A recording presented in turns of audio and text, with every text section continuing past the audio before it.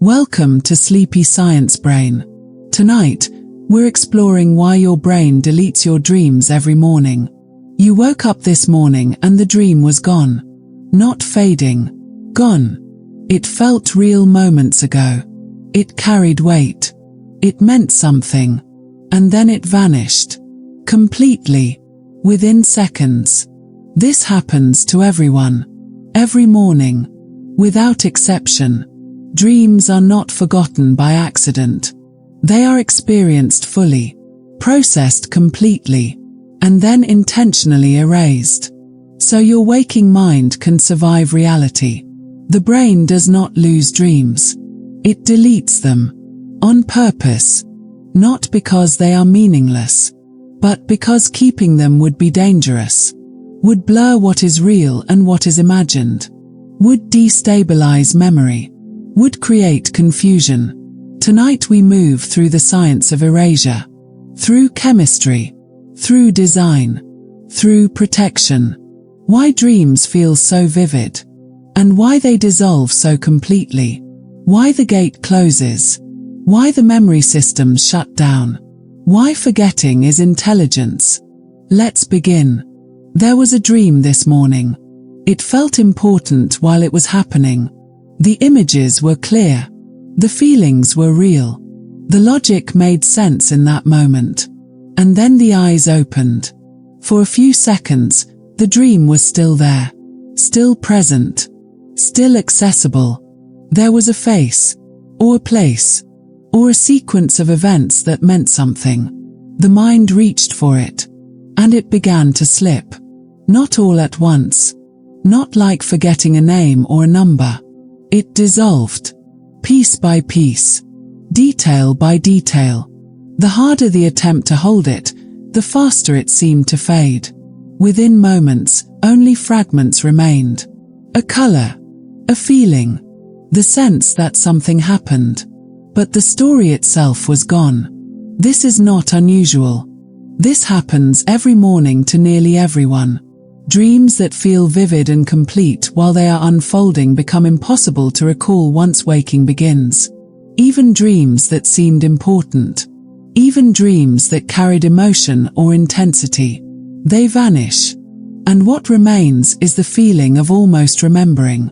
The mind knows something was there. It can sense the shape of it. The weight of it. But the content is absent. This is not a failure of memory. It is not a lack of focus or attention. It happens to people who remember other things easily. It happens to people who try to hold on to their dreams. The dream does not stay. And the reason is not that it was unimportant. The reason is not that the mind was distracted or careless. The dream was there. Fully formed. Fully experienced. And then it was removed. This removal is not random. It is not an accident of biology or a glitch in how memory works. The brain experiences the dream, processes the dream, and then erases it. Not because it failed to encode the information, not because the information was too strange or too complex, but because the waking mind cannot carry it forward. There are people who wake up with a clear sense of having dreamed something meaningful. They feel certain they could describe it if they just had a moment to focus. They lie still. They close their eyes again. They try to retrace the feeling. And the dream is already gone. Not fading. Gone. As if it was never stored in the first place. This is not forgetting. Forgetting is slow. Forgetting is gradual. Forgetting leaves traces. This is different. This is removal. The dream existed. The brain registered it. The emotions were felt. The images were seen. And then the system that holds waking memory refused to keep it. Or could not keep it. Or was designed not to keep it. There is a gap between dreaming and waking. And in that gap, something is sorted. Some experiences are allowed to continue into memory. Some experiences are left behind. Dreams are left behind. Not because they are unimportant. Not because they are meaningless. but because they are incompatible with waking thought. The mind that navigates the day cannot also hold the logic of the dream. The brain that organizes tasks and time and cause and effect cannot carry forward the structure of a world where those rules do not apply. So the dream is released. It is let go, not stored in some hidden part of the mind waiting to be recovered, but erased, gently, quietly, completely, and what is left is only the sense that something was there. The feeling of loss without the memory of what was lost. This is not a malfunction. This is not the brain failing to do its job. This is the brain doing exactly what it is designed to do. It allows the dream to happen. It allows the experience to unfold. And then it clears the space, so that waking can begin again. Without confusion. Without overlap. Without the dream bleeding into the day. The dream that vanished this morning was not forgotten. It was deleted. On purpose. By a system that knows the difference between what can be kept and what must be released. And this happens every morning. To nearly everyone. Without effort. Without awareness. The dream plays. The dream ends. The dream is gone. And the mind moves forward into waking as if it never happened. This is not a personal failing. The inability to hold on to dreams is not a sign of a weak memory. It is not a sign of distraction or lack of focus. It happens to people who remember conversations clearly. It happens to people who recall details from years ago. It happens regardless of how well the mind works during the day. Dream forgetting is not the same as normal forgetting. Normal forgetting is gradual. Something remembered yesterday becomes harder to recall today. Harder still next week. The details fade. The edges blur. But the general shape remains for a while. Dream forgetting is not like that. Dreams disappear quickly. Within minutes. Sometimes within seconds. Not because the mind is struggling to hold information, but because the information is being actively cleared. There are people who believe they simply don't dream. They wake up with no memory of images or stories or experiences during sleep. They assume their brain does not produce dreams. But the brain produces dreams every night. In every person. During certain stages of sleep. Whether those dreams are remembered or not. The absence of memory does not mean the absence of dreaming. It means the dream was not transferred into waking memory. This is normal. This is how the system is designed to function. The brain allows dreams to occur. It generates them. It experiences them. And then it releases them. Not because something went wrong, but because that is what the brain is supposed to do. There are people who try to improve their dream recall. They keep journals by the bed. They wake up slowly. They focus on the feeling of the dream before opening their eyes. Sometimes this works. Sometimes fragments are captured. But even with effort, most dreams still vanish. Not because the effort was insufficient, but because the brain is not designed to retain them. The system that holds waking memory operates differently than the system that generates dreams. Waking memory stores information that can be retrieved later. Information that follows certain rules. Information that fits into a timeline. Dreams do not follow those rules. They shift. They contradict themselves. They exist outside of normal time and logic. And the system that organizes waking memory cannot hold that kind of information. So it does not try. It lets the dream go. Quickly. Quietly. Without struggle. This is not a defect. This is not the brain being careless or inefficient. This is the brain protecting the structure of waking thought. If dreams were remembered the same way waking events are remembered, they would interfere. They would create confusion. They would blur the line between what happened and what was imagined.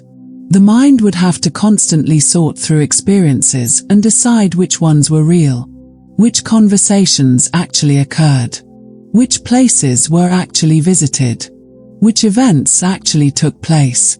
This sorting would require effort, constant effort, and it would slow down the process of navigating the day. So the brain does not allow dreams to enter waking memory in the same way. It experiences them, it processes them, and then it erases them, not because they are unimportant, but because keeping them would create a problem. The inability to remember dreams is not a weakness. It is a function that allows waking life to remain clear and organized. A function that prevents the mind from carrying forward experiences that do not match the rules of reality. There are people who remember their dreams more often than others. This does not mean their brains are better or stronger. It means their transition from sleep to waking happens differently. It means the gap between dreaming and waking is slightly different in timing or structure. But even those people lose most of their dreams. Even those people wake up with only fragments, because the brain is still doing what it is designed to do. It is still clearing space, still erasing, still protecting the separation between dream logic and waking logic. Dream forgetting is universal. It is not something that happens to some people and not others. It is not something that improves with practice or discipline. It is built into the system. The dream occurs. The dream is experienced.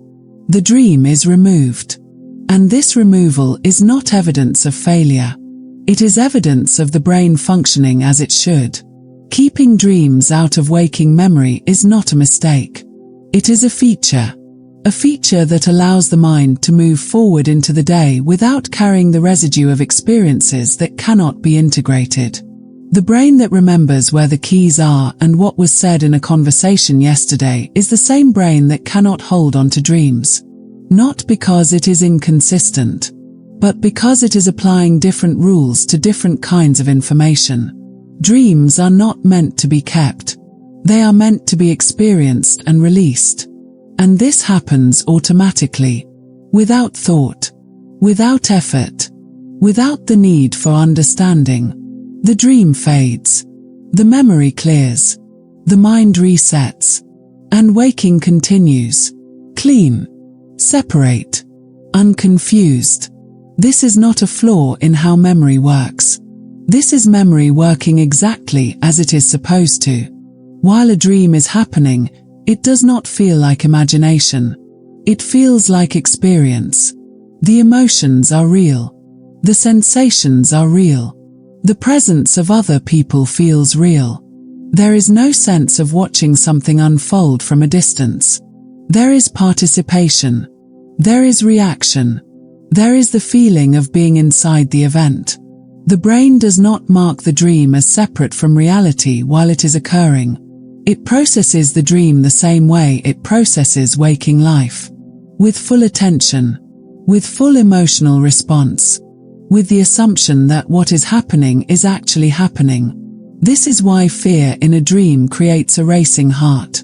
This is why sadness in a dream can linger after waking. The body responds to dreams as if they are real events. Not because the body is confused, but because the brain is generating signals that match real experiences. The same areas that activate during waking emotion activate during dreaming emotion. The same areas that respond to real faces respond to dream faces. The dream is not a weak copy of reality. It is a full internal experience, generated entirely by the brain, but experienced as if it is external. There are dreams where the details are sharper than waking life. Colors appear more vivid. Sounds seem clearer. The sense of space and movement feels precise.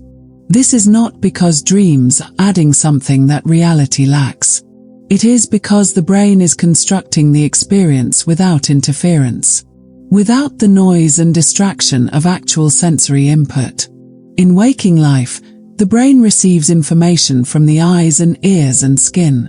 It filters that information. It prioritizes certain details. It ignores others. In dreaming, there is no external input. The brain generates everything, and because it controls every element, the experience can feel complete, fully formed, fully immersive. There is no gap between perception and reality in a dream because the brain is creating both.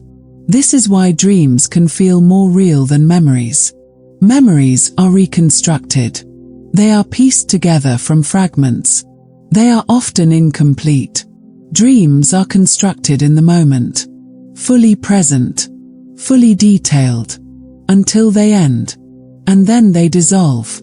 Not because they were less real while they were happening, but because they cannot be carried forward into waking memory in the same form.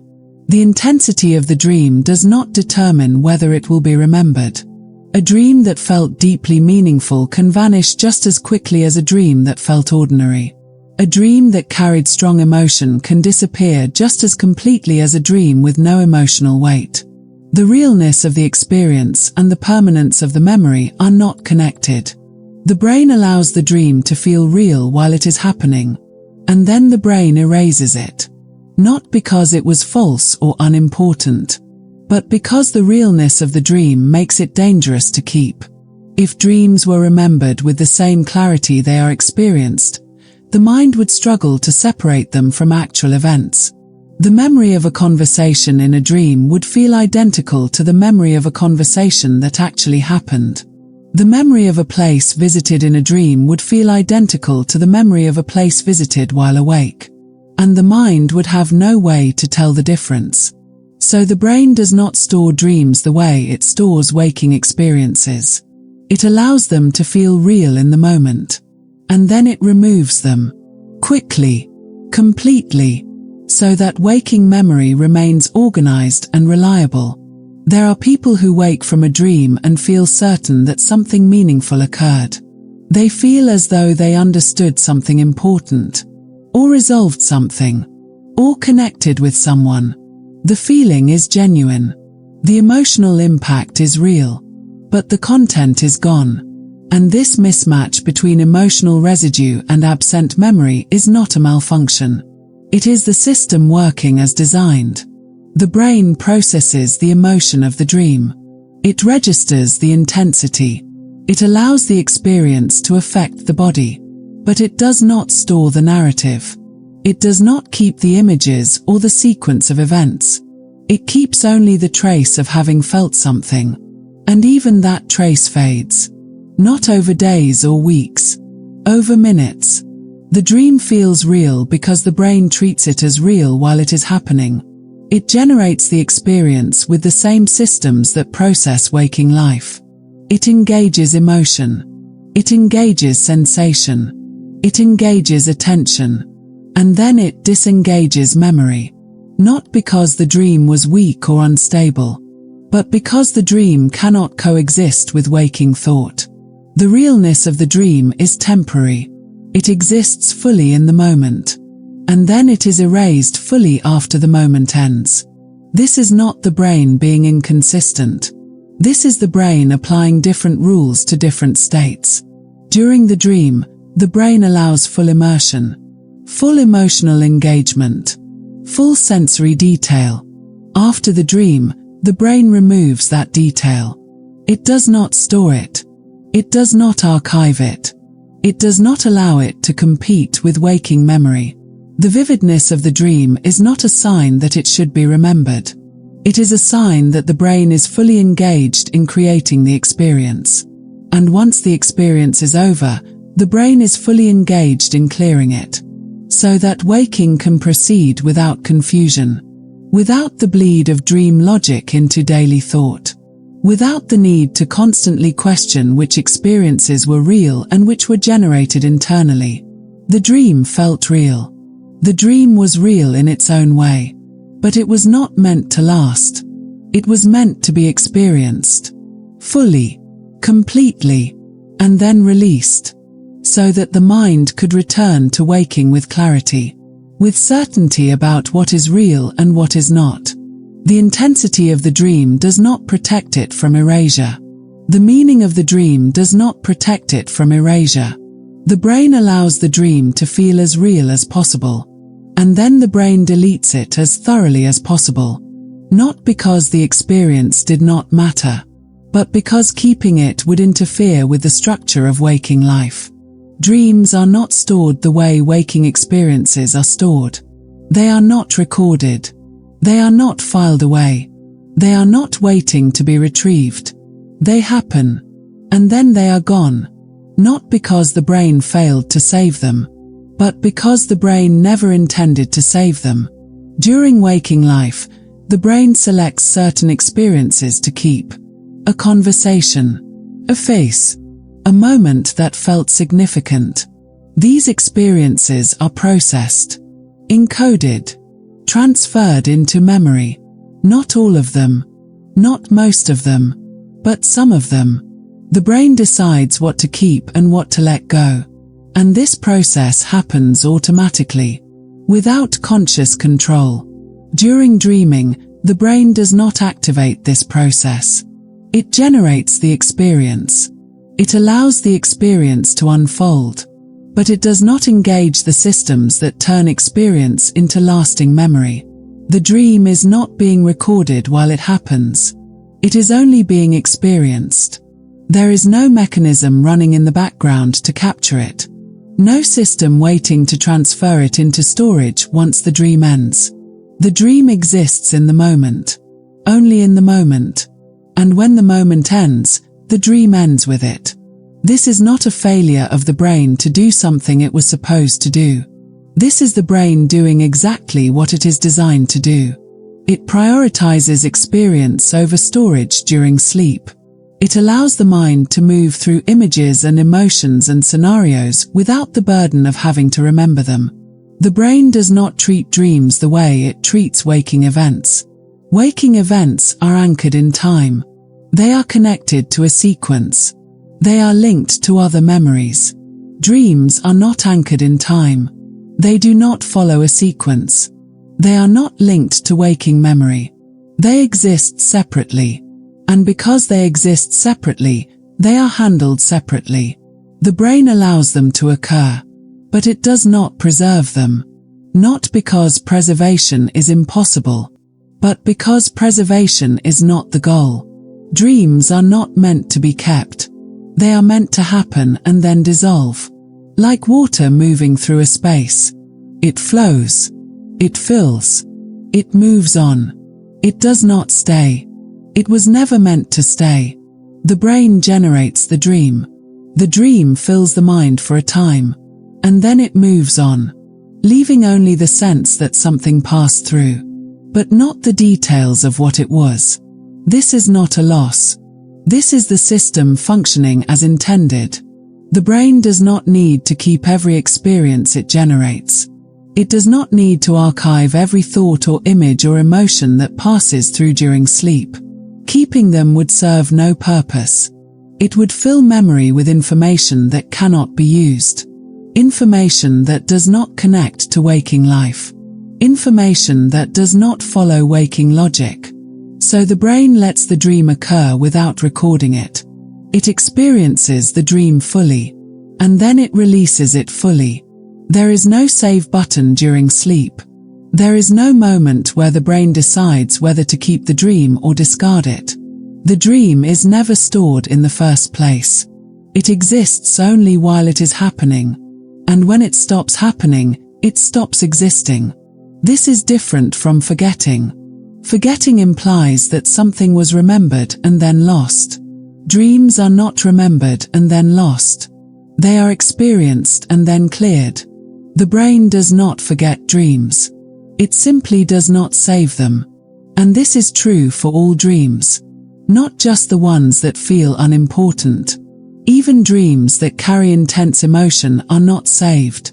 Even dreams that feel significant in the moment are not saved. The brain does not evaluate the dream and decide whether it is worth keeping. It treats all dreams the same way. It allows them to happen, and then it lets them go.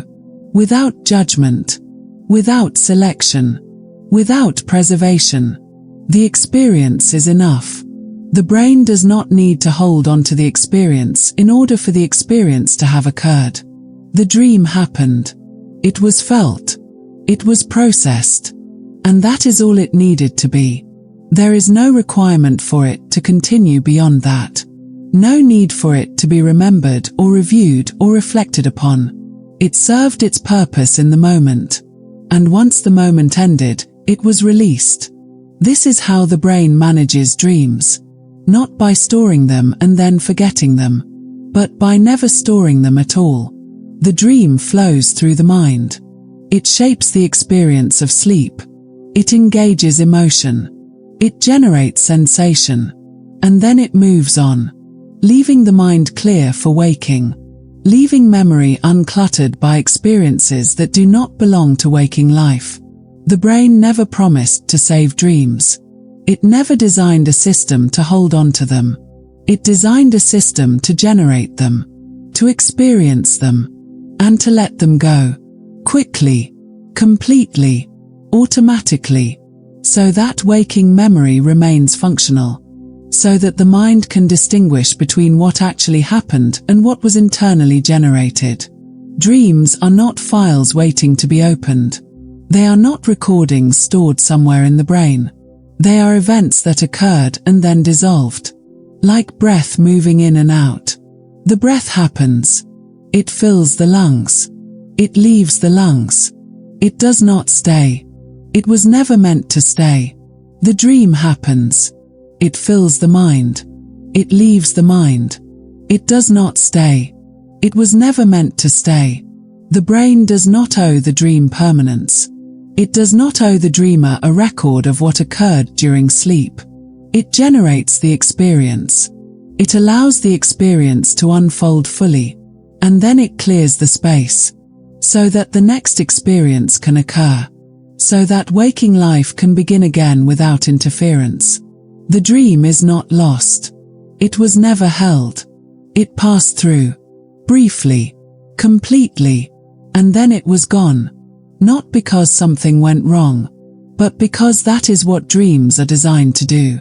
They are designed to be experienced, not stored, not remembered, not carried forward, just experienced, fully, in the moment, and then released, so the mind can continue, unencumbered, unconfused, ready for waking. The mind that dreams is not the same as the mind that wakes. They share the same brain, the same structure, the same neurons, but they operate differently. They follow different rules. They prioritize different things. They create different experiences. The waking mind organizes information in a linear way. Events follow a sequence. Cause leads to effect. Time moves forward.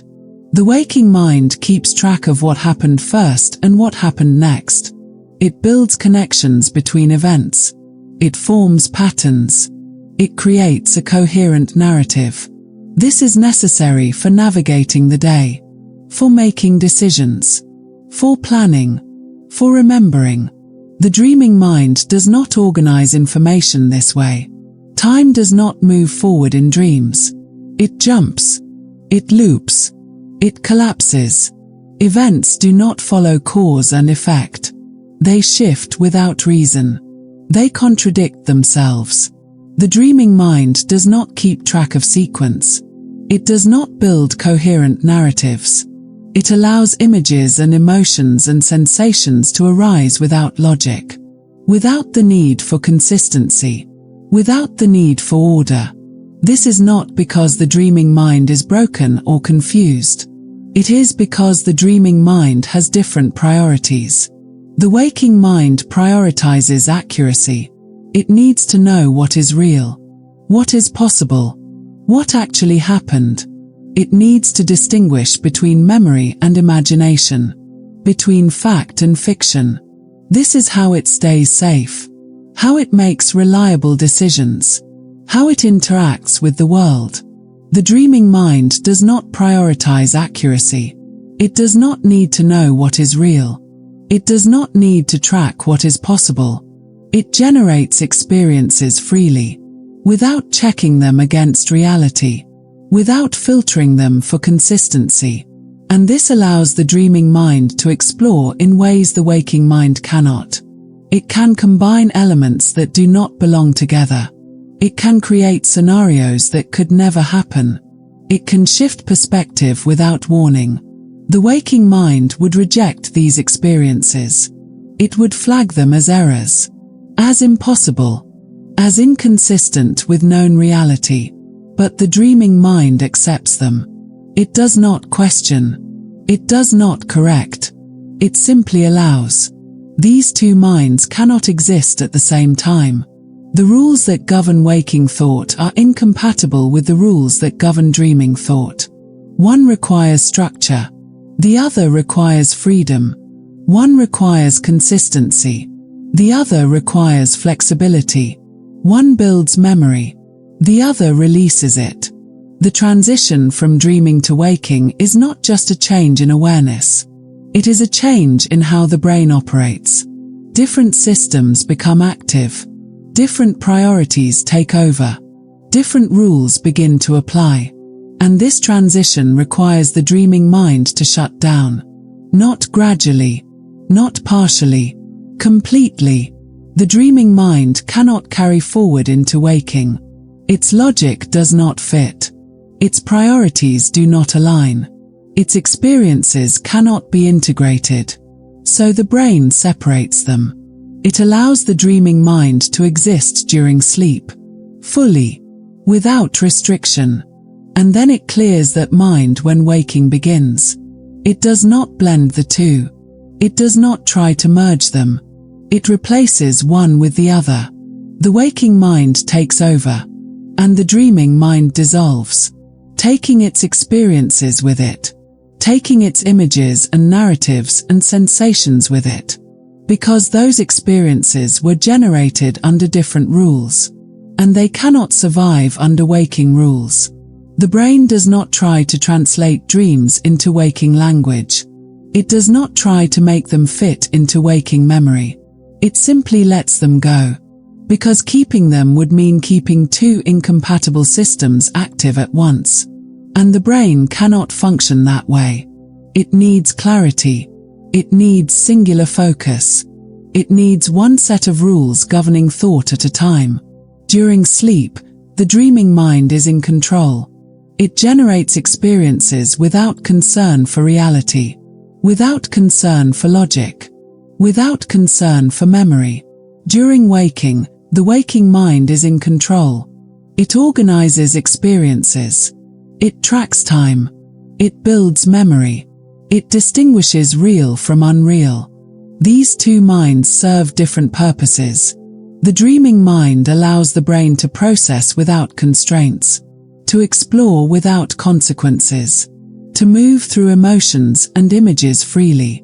The waking mind allows the brain to navigate reality, to make decisions, to survive in a world that follows rules. Both are necessary. Both serve the brain.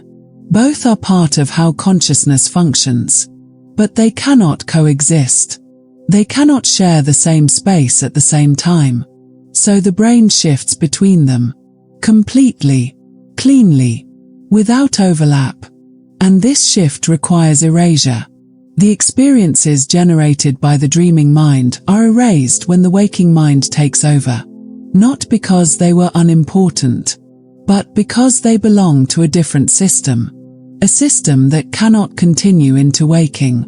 The waking mind cannot hold dream experiences and still function properly. It would be overwhelmed by information that does not follow its rules, by narratives that contradict themselves, by images that shift without reason. It would struggle to separate what actually happened from what was internally generated. And this struggle would interfere with its ability to navigate the day. So the brain does not allow it. It keeps the two minds separate, two worlds separate. The dreaming world exists during sleep, fully present, fully active. The waking world exists during waking, fully present, fully active. And the transition between them is absolute. One ends, the other begins. There is no middle ground. The dreaming mind does not fade slowly into the waking mind. It stops, and the waking mind starts. And in that stopping, everything the dreaming mind generated is released. Not saved, not stored, not translated, released. So the waking mind can operate cleanly, without interference, without confusion, without the residue of a system that follows different rules. This is not the brain being careless with dreams. This is the brain protecting the integrity of waking thought.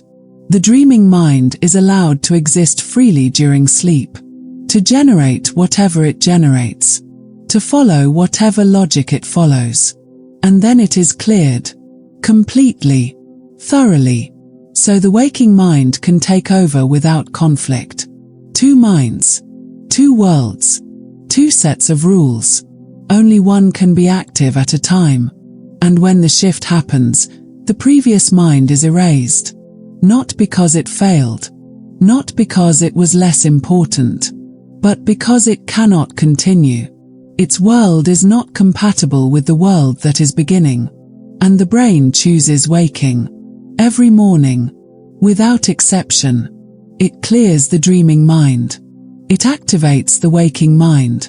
And it moves forward into the day, clean, organized, unconfused, ready to navigate reality with the rules that reality requires. Sleep does not happen all at once. The body begins to rest before the mind does. Muscles relax, breathing slows, heart rate decreases.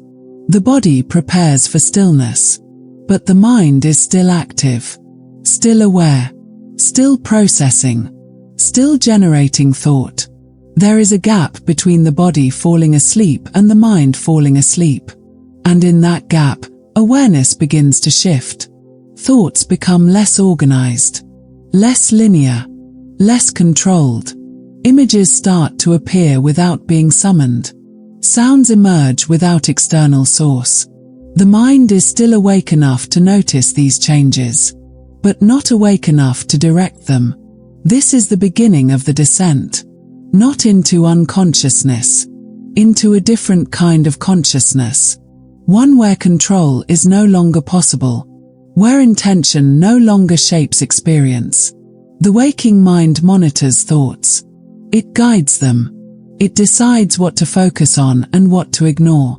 It maintains a sense of self, a sense of continuity, a sense of purpose.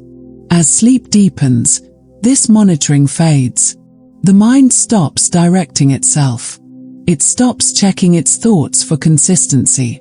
It stops organizing experience into a coherent stream. And without that control, something else begins to emerge. Images without context.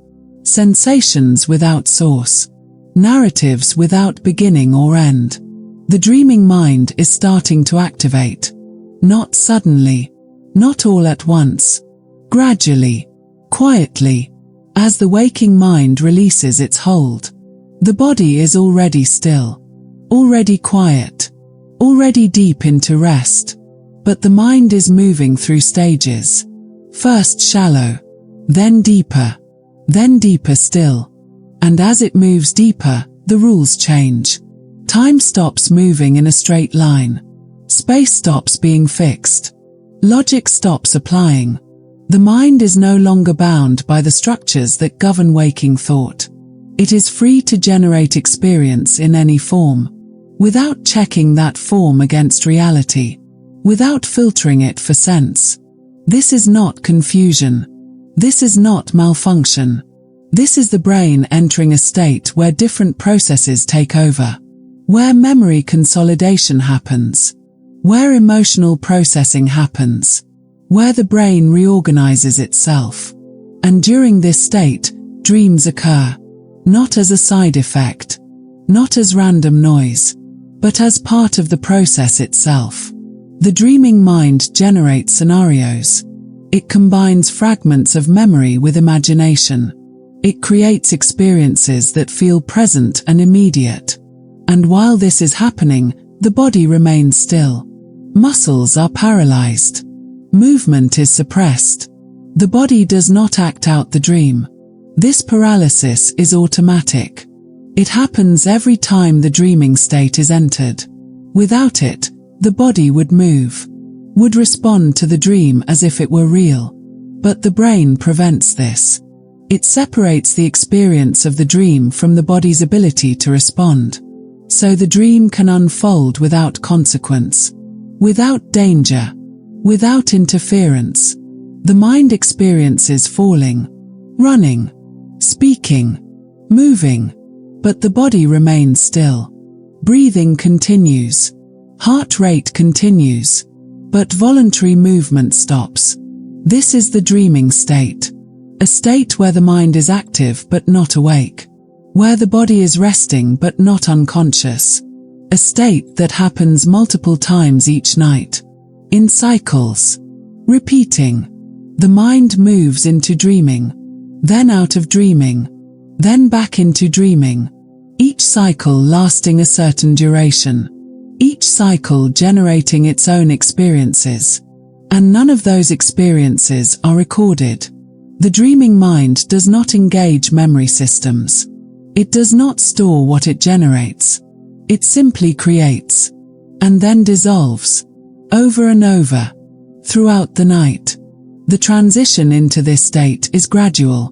The body rests first. Then the mind begins to let go of control. Then the dreaming processes activate. And once they activate, the waking mind is no longer present. It has not disappeared. It has not been damaged. It has simply stepped back. It is inactive. Offline. Waiting. While the dreaming mind takes over completely. Generating images. Generating emotions. Generating narratives. Without guidance. Without structure. Without the need to make sense. This state feels normal while it is happening. There is no awareness that the rules have changed. No sense that logic has been suspended. The dream simply unfolds. And the mind accepts it. Without question. Without resistance. Whatever appears in the dream is treated as real. As present. As happening. Even when it contradicts itself. Even when it shifts without reason. The dreaming mind does not notice these inconsistencies. It does not flag them as errors. It does not try to correct them. It simply continues. Moving from one image to the next. One scenario to the next. Without memory of what came before. Without anticipation of what comes next. Only the present moment exists in the dream. And that moment is constantly shifting. Constantly dissolving and reforming into something new. The body remains still through all of this. Breath moves in and out. Slowly. Steadily. Heart continues its rhythm. Quietly. Automatically. But the muscles do not move. The limbs do not respond. The paralysis holds. Protecting the body from acting on experiences that are not real. Allowing the mind to move freely without physical consequence. This is how the brain manages the dreaming state. It separates mind from body. Experience from action. Thought from movement. So that dreams can happen safely. So that the brain can process what it needs to process without risk. The dreaming state is not rest. The brain is active. Highly active. Generating complex experiences. Processing emotions. Reorganizing memory. But it is rest for the waking mind. The waking mind is not working. Not monitoring. Not controlling. It is suspended. Waiting. Inactive. And in its absence, the dreaming mind operates freely. Creating worlds. Creating narratives. Creating sensations. None of which will be remembered. None of which will be stored. All of which will dissolve when the dreaming state ends. The body sleeps. The dreaming mind activates. The waking mind waits.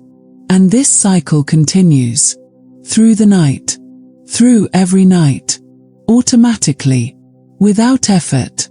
Without awareness, the brain shifts between states, each state serving a purpose, each state following its own rules. And when morning comes, the dreaming state will end. The waking mind will return. The body will wake. And everything generated during the night will be gone. Not because it was forgotten, but because it was never meant to stay. The dreaming state exists to allow the brain to process, to reorganize, to reset. And once that processing is complete, the experiences dissolve, leaving no trace, leaving no memory, only the feeling that sleep occurred. That time passed. That rest happened. But the dreams themselves are gone, cleared away, erased, released. So the waking mind can begin again, clean, unconfused, ready. There is a process in the brain that turns experience into memory.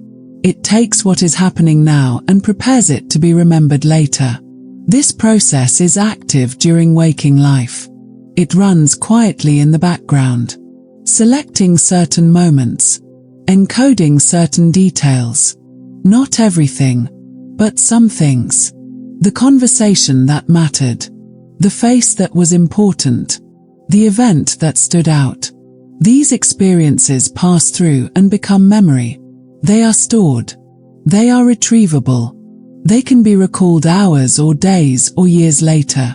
This process requires certain systems to be active. Systems that tag information as important. Systems that transfer information from temporary storage to permanent storage. Systems that link new experiences to existing memories. During waking, these systems are available. They are functioning. They are ready. During dreaming, they are not. The gate that allows experience to become memory is closed during sleep. Not partially closed. Fully closed. The dream is experienced. Fully. Vividly. With emotion and sensation and detail. But the systems that would turn that experience into lasting memory are not engaged. The dream passes through the mind. But it does not pass through the gate. It does not get tagged as something to keep. It does not get transferred into storage. It simply occurs. And then dissolves. This is not an accident. This is not the brain failing to activate the right systems. This is intentional suppression. The brain actively prevents dreams from being encoded into memory. It keeps the gate closed. On purpose. So that dreams remain temporary.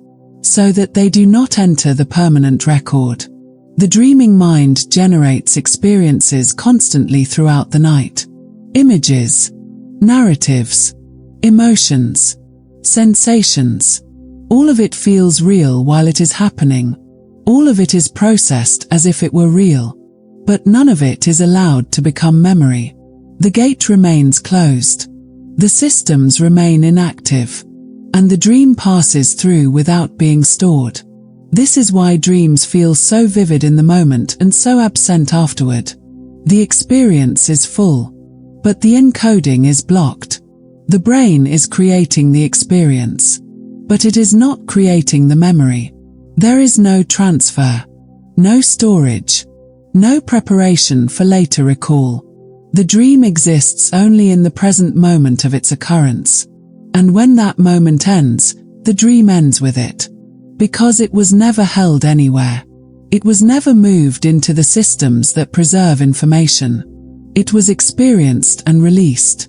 Immediately. This suppression is automatic. It does not require conscious effort. It does not require decision-making. The brain enters the dreaming state. And the memory systems shut down. Not completely. Not in a way that prevents all processing. But in a way that prevents the formation of lasting memory. The dream can unfold. The dream can feel meaningful.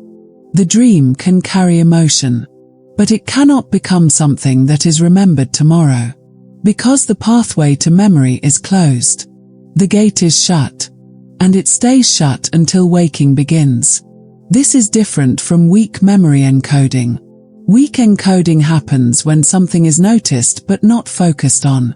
When something is present but not important. Those experiences might be remembered briefly, for a few moments, for a few hours, and then they fade. Dreams do not fade. They are not encoded in the first place. They do not enter memory weakly. They do not enter memory at all. The gate prevents entry. Completely. So there is nothing to fade. Nothing to decay over time. Just absence. Immediate absence. The dream occurs. And the memory systems do not respond. They remain inactive. They do not tag the experience. They do not store the details. They let it pass through without intervention. This is how the brain keeps dreams separate from waking life. It does not try to integrate them. It does not try to preserve them. It simply does not allow them access to the systems that would make them permanent. The gate stays closed. The dream stays temporary. And when waking begins, the gate opens again. The memory systems reactivate. The process of encoding resumes. But the dreams are already gone. They occurred while the gate was closed. And they cannot be retrieved once the gate opens. Because they were never on the other side. They never passed through. They never entered storage. They existed only while the gate was shut.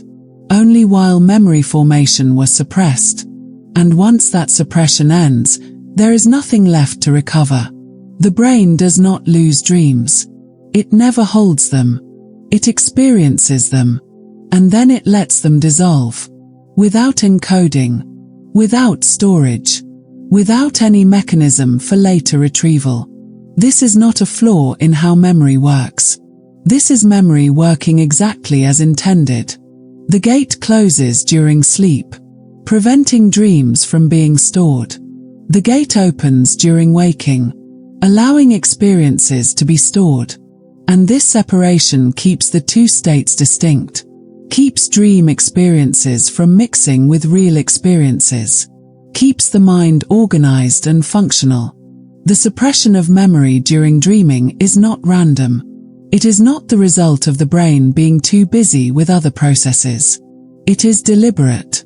Built into the system. The dreaming state activates. And memory formation is suppressed. Automatically. Consistently. Every time. So that dreams remain experiences without permanence. Moments without record. Events without trace. The gate closes. The dream unfolds. The gate remains closed. And when the dream ends, there is nothing behind the gate waiting to be opened. Just empty space.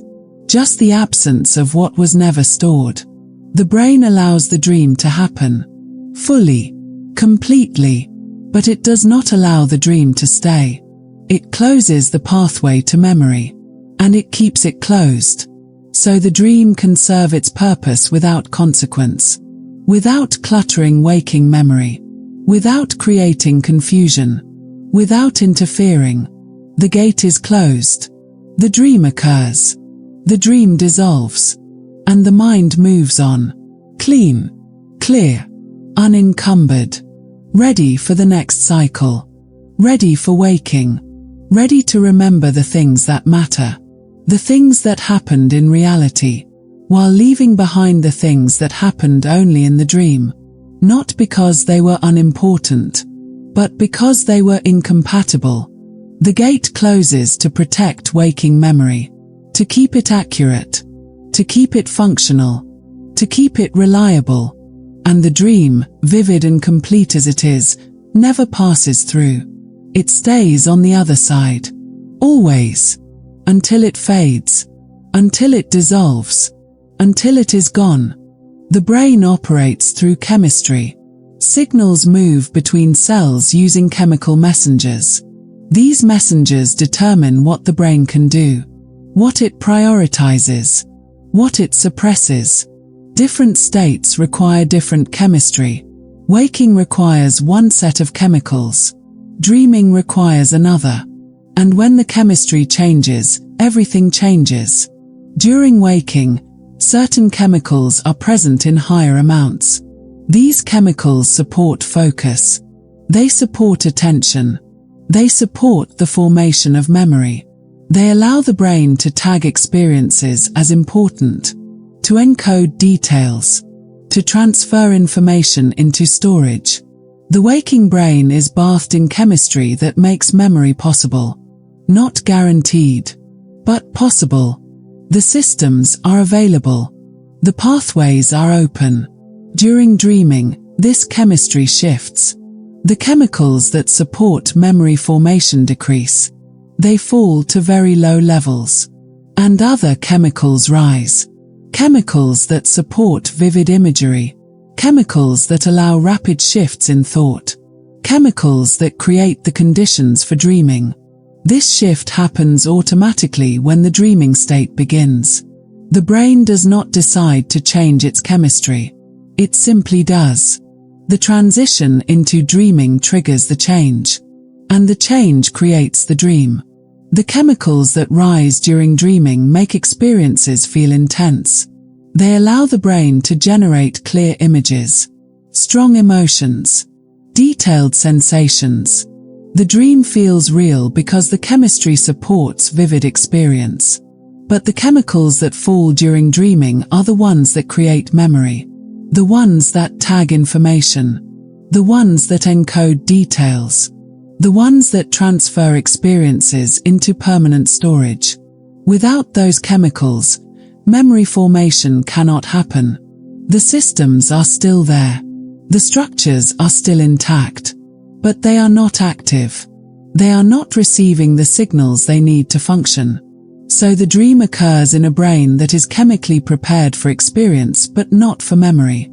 The chemistry allows the dream to be vivid, to be immersive, to be emotionally intense, but it does not allow the dream to be remembered. This is not a flaw. This is design. The brain shifts its chemistry intentionally to create one kind of state and prevent another. It raises the chemicals that make dreaming possible, and it lowers the chemicals that make memory possible. So the two do not happen at the same time. The dreaming brain is not a remembering brain. It is an experiencing brain, a generating brain, a processing brain, but not a storing brain. The chemistry does not support storage. It supports generation. And this is why dreams feel so present while they are happening and so absent afterward. The chemistry that creates the vividness of the dream is the same chemistry that prevents the dream from being stored. They are part of the same shift, the same state. Vivid experience and poor recall are not separate problems. They are two sides of the same chemical change. The brain cannot have both at once. It cannot create the intensity of the dream and also encode that intensity into memory. The chemistry required for one prevents the chemistry required for the other. So the brain chooses. Automatically. Without awareness. It chooses vivid experience. And it releases memory. The chemicals rise and fall in predictable patterns throughout the night. When the dreaming state begins, certain chemicals increase. Certain chemicals decrease. When the dreaming state ends, the levels shift again. The brain moves through cycles, each cycle creating a different chemical environment. And in each dreaming cycle, the chemistry is the same. High levels of chemicals that support dreaming. Low levels of chemicals that support memory. This pattern repeats, over and over, through the night. And each time, the dream is experienced vividly. And each time, the dream is not remembered. Because the chemistry is always the same during dreaming. Always favoring experience. Always suppressing memory. The brain does not forget to release the chemicals that support memory during sleep. It actively suppresses them. It keeps them low on purpose, so that dreaming can happen without interference, without the burden of encoding, without the brain trying to store information that does not follow waking rules. The chemicals that are present during dreaming allow the mind to move freely, to shift between images without logic, to feel emotions without context, to generate narratives without consistency. This freedom requires low memory chemicals. Because memory formation requires structure, it requires links between new information and old information. It requires the brain to organize experiences into a coherent timeline. And the dreaming brain does not do that, cannot do that, is not designed to do that. So the chemistry keeps memory formation suppressed. It keeps the pathways closed. It keeps the encoding systems inactive. And the dream unfolds without being captured, without being tagged, without being stored, just experienced, fully, intensely, and then released. The chemistry of dreaming is not random. It is precise. It is regulated. It follows patterns that are the same across all humans. The same chemicals rise. The same chemicals fall. Every time the dreaming state is entered. This is not variation. This is consistency. The brain knows what chemistry it needs for dreaming, and it creates that chemistry every time, without exception, without error. The result is always the same. Vivid dreams. No lasting memory. Experience without storage. Intensity without record. The chemistry makes both possible, and it makes both necessary. The brain cannot dream vividly and remember clearly at the same time. The chemistry does not allow it. So the brain prioritizes experience, and memory is suppressed, not as a side effect, as the main effect. The chemicals that fall during dreaming are falling because they need to fall. Their absence is required, not accidental. The dreaming state depends on their suppression. And when waking begins, the chemistry shifts again. The chemicals that support memory begin to rise. The chemicals that support vivid dreaming begin to fall. The brain transitions from one state to another, chemically. And in that transition, the dream is lost. Not because the waking brain pushes it out, but because the chemistry that created it is no longer present. The dream was a product of specific chemical conditions. And when those conditions end, the dream ends. Completely. Immediately. There is no residue. No chemical trace. No lingering signal. The chemistry has changed. And the dream cannot exist in the new chemistry. It dissolves. Naturally. Automatically. Because it was always dependent on the chemistry that created it. And that chemistry is gone. The brain does not mourn this loss. It does not try to recover what was lost. It simply continues, moving forward into waking chemistry, into the chemistry that supports memory, that supports focus, that supports awareness. The dream is gone. The chemistry has shifted. And the brain is ready for a new state, a new set of priorities, a new kind of experience, one that can be remembered, one that can be stored, one that exists in the chemistry of waking life. Sometimes a dream leaves a feeling behind, not a memory, not an image, just a feeling, the sense that something sad occurred, or something frightening, or something peaceful. The feeling lingers for a few moments after waking, sometimes longer, but the dream itself is gone. There is no story, no sequence, no clear image of what happened, just the emotional residue, just the trace of having felt something. This is not unusual. This is common. The emotional content of a dream can persist even when the narrative content disappears. The feeling remains when the details do not. This happens because emotion and memory are processed separately in the brain. They use different systems, different pathways, different chemistry, and during dreaming, these systems are active at different levels. The systems that process emotion remain highly active during sleep. They respond to dream content. They generate feelings. They create emotional responses: fear, sadness, joy, confusion. These emotions are processed fully. They are felt fully. The brain does not suppress emotional processing during dreams. It allows emotions to occur, to be experienced, to affect the body. The heart can race. The breath can quicken. The body can respond to dream emotions as if they were real. Because to the brain, in that moment, they are real. The emotional systems do not distinguish between waking emotion and dream emotion.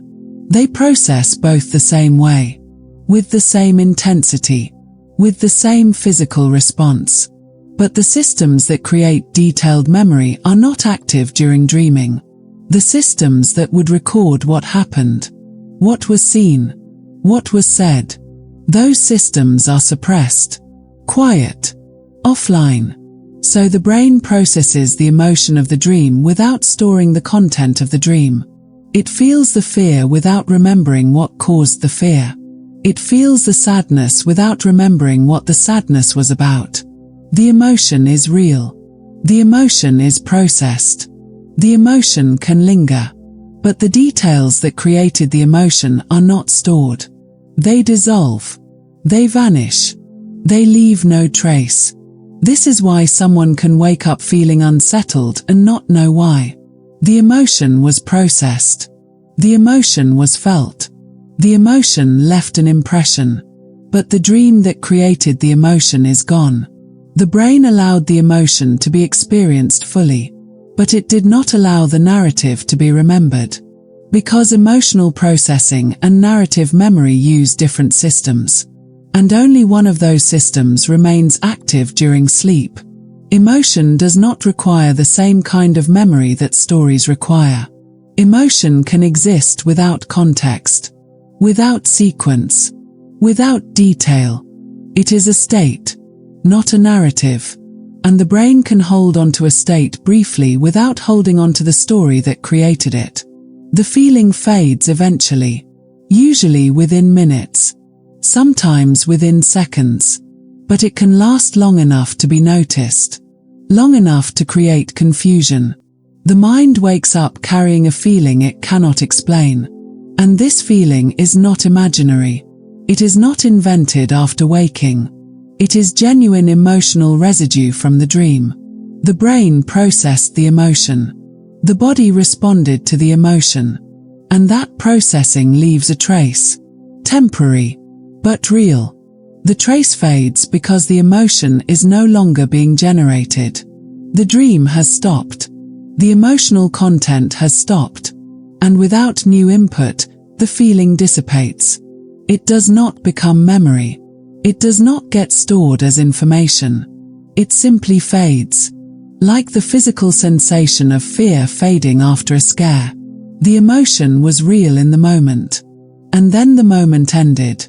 And the emotion ended with it. This is different from remembering an emotional event. Remembering an emotional event means recalling what happened and feeling the emotion again. Or recalling what happened and knowing the emotion was felt even if it is not felt now. Dream emotions are not remembered this way. They are felt. And then they fade.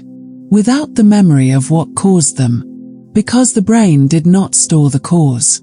Only the response. The emotional systems were active. The memory systems were not. So the feeling occurred. But the encoding did not. The brain processes emotions during dreams for reasons that are not fully related to memory. Emotions are part of how the brain organizes itself during sleep. How it processes experiences from the day. How it regulates internal states. The emotions in dreams are not random. They are connected to ongoing processing. But they do not need to be remembered in order to serve their purpose. They need to be felt. They need to be processed. They need to move through the system. But they do not need to be stored.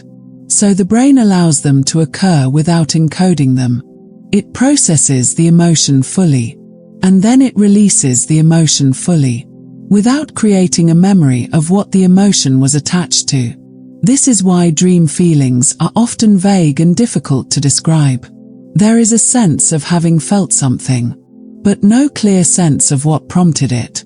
The emotion was processed without context, without narrative, without detail, just the raw feeling, moving through the system, and then fading. The brain does not try to make sense of dream emotions after waking. It does not search for explanations. It does not reconstruct the dream to justify the feeling. It simply lets the feeling fade. Because the feeling is temporary. It was always temporary. It was generated during a state that no longer exists. And once that state ends, the feeling has no reason to persist. The emotional systems return to baseline. The body returns to calm. And the trace of the dream emotion dissolves, leaving nothing behind. No memory, no record, no lasting impression. Just the brief experience of having felt something that is now absent. The brain processes emotion during dreams because emotion is part of how the brain functions. It is part of regulation, part of balance, part of internal organization. But it does not preserve those emotions as memories. It allows them to happen. It allows them to be felt. It allows them to affect the body temporarily. And then it clears them. So the waking mind does not carry forward feelings that have no context. Feelings that cannot be explained. Feelings that do not match waking reality. The emotion served its purpose during the dream, during the processing. And once that purpose is complete, the emotion is released. Not stored. Not remembered. Not carried forward. Just felt. Fully. In the moment. And then gone. The systems that process emotion and the systems that create memory are not synchronized during sleep. One remains active. The other does not. And this creates the experience of feeling without remembering.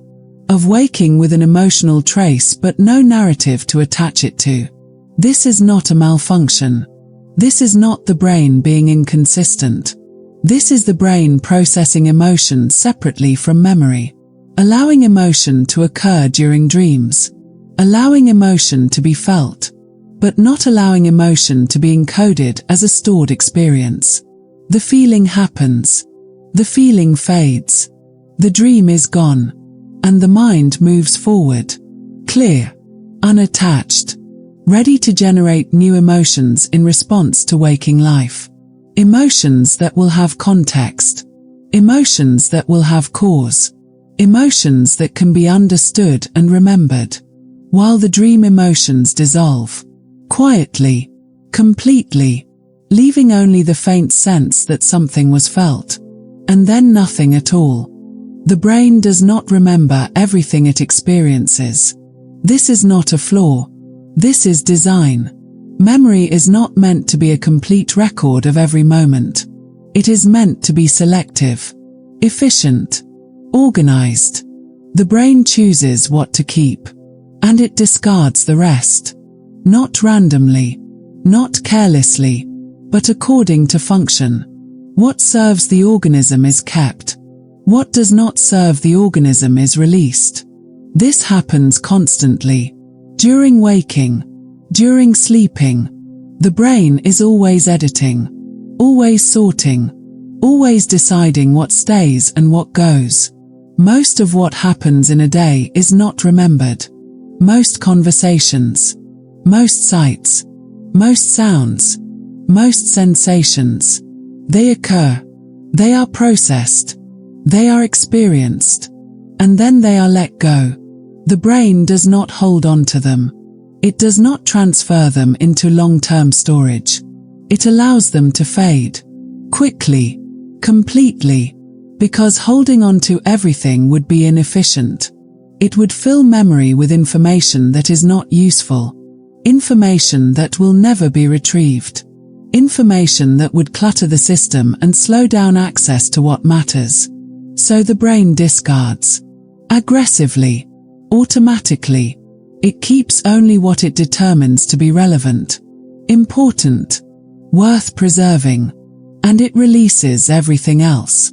This is not forgetting in the sense of losing something that was meant to be kept. This is filtering. This is pruning. This is active deletion. The brain is not failing to remember. It is choosing not to remember. And this choice happens without conscious awareness, without deliberate effort. The systems that manage memory make these decisions automatically, based on signals, based on patterns, based on what the brain has learned is worth keeping. Dreams do not send those signals. Dreams do not create the patterns that indicate importance. Dreams do not meet the criteria for storage. So the brain deletes them. Immediately. Completely. Not because the brain is broken, but because the brain is functioning properly. It is applying the same rules to dreams that it applies to waking experience. Keep what is useful. Release what is not. And dreams are not useful to waking memory. They do not provide information about the external world. They do not follow the rules of reality. They cannot be used to make decisions. They cannot be referenced to navigate the day. So the brain does not keep them. It allows them to occur. It processes them. It experiences them. And then it releases them. Just as it releases most waking experiences. Just as it discards most sensory input. The brain is always editing. Always choosing. Always prioritizing efficiency over completeness. Memory is not a recording. It is a construction. The brain builds memory from fragments, from highlights, from moments that stood out. It does not store everything and then retrieve it later. It stores very little, and it reconstructs the rest when needed. This reconstruction is efficient. It saves space. It saves energy. It allows the brain to function without being overwhelmed by data. But it also means that most experiences are never stored at all. They happen. They pass through. They disappear. And this is normal. This is healthy. This is how memory is supposed to work. Dreams are part of what the brain chooses not to store. Not because they are less vivid than waking experiences. Not because they are less meaningful. But because they do not fit the criteria for long-term storage. They do not connect to waking life. They do not provide useful information. They exist in a separate system, with separate rules. And that system does not interact with the system that creates lasting memory. The brain keeps these systems separate on purpose. It allows dreams to happen without storing them. It allows waking experiences to be stored without interference from dreams. This separation is intentional. This separation is functional. It allows the brain to process during sleep without cluttering waking memory. It allows the brain to organize and consolidate without creating confusion. The deletion of dreams is not an error. It is part of the design. The brain is protecting the integrity of waking memory by refusing to store dream content. It is maintaining clarity, maintaining accuracy, maintaining function. And this requires aggressive editing, aggressive deletion. The brain does not hesitate. It does not second guess. It experiences the dream, and then it erases the dream, completely, thoroughly, without leaving traces. Because leaving traces would create problems. It would blur the line between real and imagined, between actual and generated. It would force the waking mind to constantly sort through experiences and determine which ones actually occurred. And this sorting would be inefficient, time-consuming, error-prone. So the brain does not allow it. It does not store dreams. It does not create that problem. It keeps waking memory clean, organized, reliable, by refusing to add content that does not belong there. The brain is not broken when it forgets dreams. The brain is functioning exactly as it should. It is prioritizing efficiency. It is prioritizing clarity. It is prioritizing function. And dreams do not serve those priorities. They serve other purposes. Processing purposes. Regulatory purposes. But not memory purposes. So they are not remembered. The systems that create dreams and the systems that create memory are separate. They do not overlap. They do not interfere with each other. And this separation allows both to function properly. Dreams can occur freely without being constrained by memory formation. Memory can be stored reliably without being contaminated by dream content. The brain manages both simultaneously, without conflict, because it keeps them separate. Always. The deletion of dreams is part of this separation. It is not accidental. It is not a failure. It is intentional design. The brain allows dreams to happen, and then the brain erases them, on purpose, every time, so that waking memory remains functional, remains clear, remains useful. The brain is always choosing what to keep and what to release, during every moment, during every experience, and dreams are part of what it chooses to release, not because they are unimportant, but because keeping them would interfere with more important functions, with navigation, with decision-making, with distinguishing real from unreal. The brain prioritizes these functions, always, and it deletes anything that threatens them, including dreams, especially dreams, because dreams are vivid, dreams are immersive, dreams feel real. And if they were remembered the same way real experiences are remembered, they would create confusion. Constant confusion. Persistent confusion. The brain prevents this by not remembering them at all, by erasing them immediately, by keeping the memory systems offline during dreaming, so that dreams never enter long-term storage, so that they never compete with real memories. This is intelligence. Not failure. This is the brain protecting itself, protecting its ability to function, by editing aggressively, by deleting thoroughly, by keeping only what serves survival. And dreams do not serve survival in the same way waking memories do. They serve processing. They serve regulation.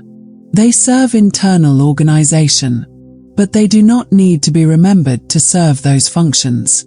They only need to occur, to be experienced, to move through the system, and then they can be released, completely, without trace, without hesitation. The brain is not broken. The brain is efficient. It knows what to keep. It knows what to discard. And it applies these rules consistently, automatically, without error. Dreams are discarded. Every time, not because the brain failed, but because the brain succeeded. It allowed the dream to occur. It processed the dream. It deleted the dream. Exactly as designed. Exactly as intended. The brain functions through deletion, through editing, through constant sorting. And dreams are part of what gets sorted out. Not saved. Not stored. Not remembered, just experienced, and then erased, so the mind can continue, clean, organized, functional, ready for waking, ready for reality, ready for what matters. Dreams mix elements that do not belong together, real places with imagined people, past events with future possibilities, actual memories with invented scenarios. The brain combines these freely during sleep, without checking, without filtering. It creates experiences that feel coherent in the moment but are built from incompatible parts.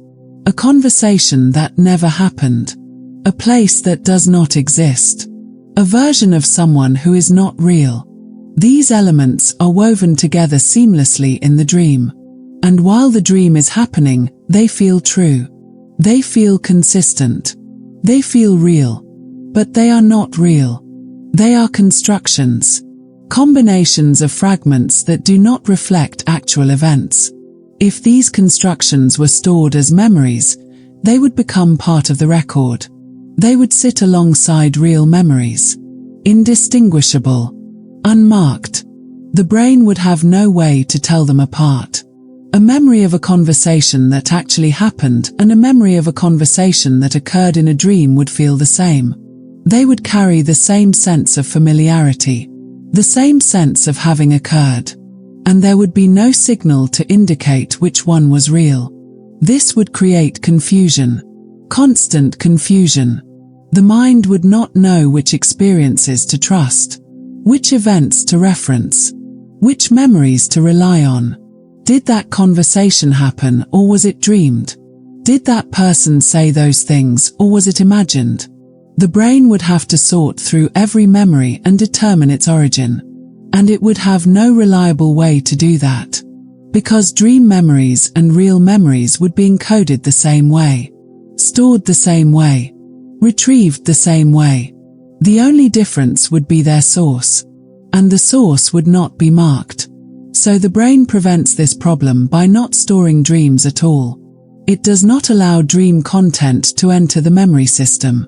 It does not create the possibility of confusion. It keeps the two categories separate, completely separate. Real experiences can be stored. Dream experiences cannot. This separation protects the accuracy of memory. It ensures that what is remembered actually happened, that what is recalled can be trusted. Without this separation, memory would become unreliable. It would contain a mix of real events and imagined events, with no way to distinguish between them, and the mind would struggle to navigate reality. It would reference memories that were never real.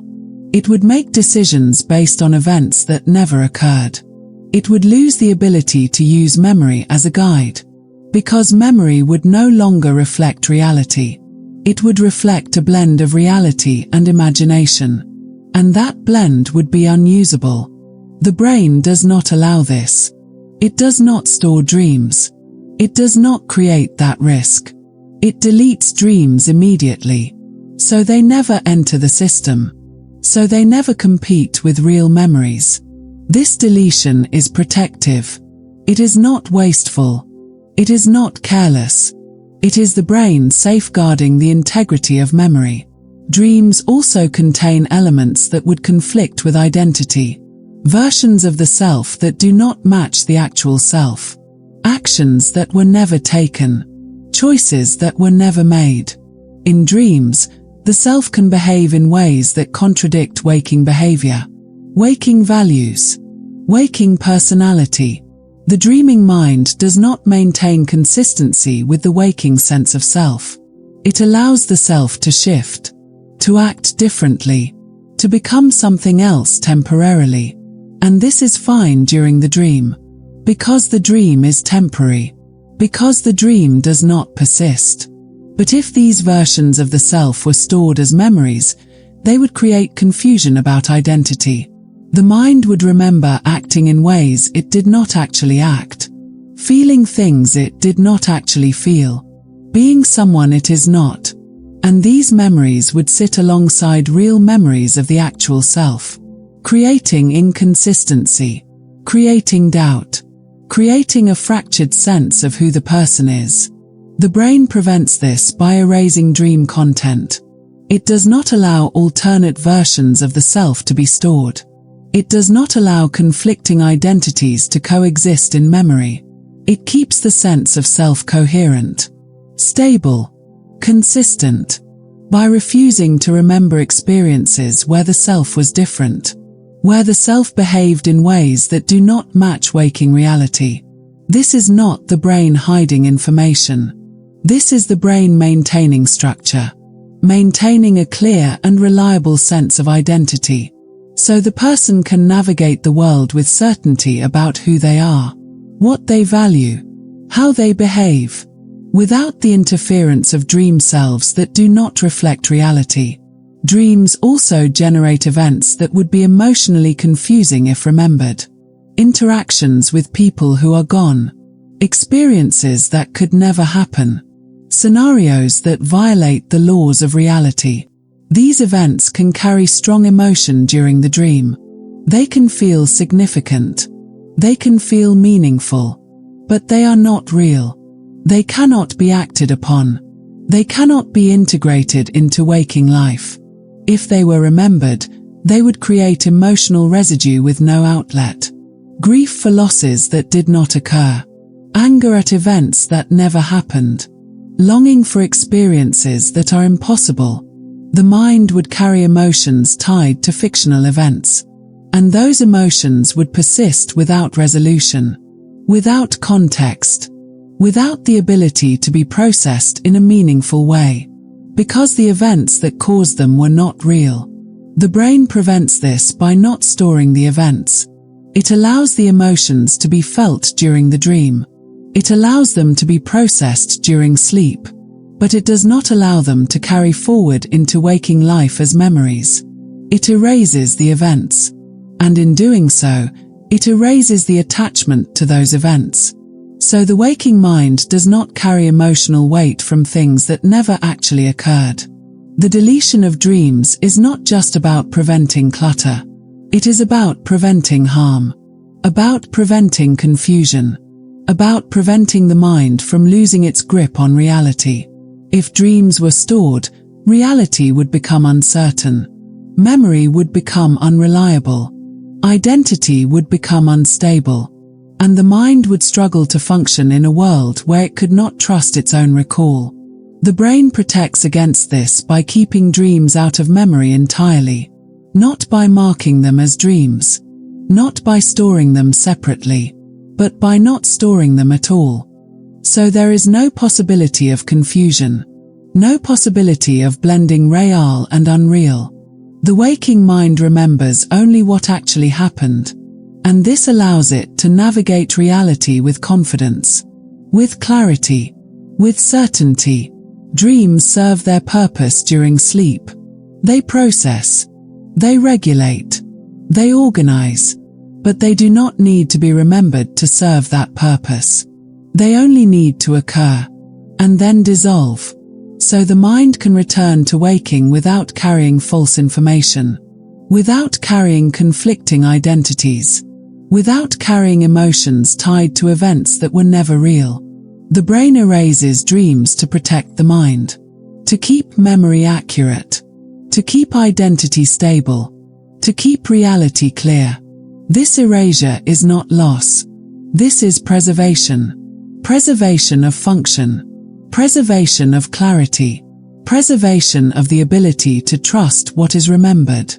Dreams are deleted so that waking life can continue without interference, without confusion, without the bleed of imagination into reality. The brain knows what needs to be kept, and it knows what needs to be released. And dreams are released. Every time. Without exception. Not because they are unimportant, but because keeping them would be dangerous. It would blur the line between real and imagined, between actual and generated, and the mind cannot function in that blur.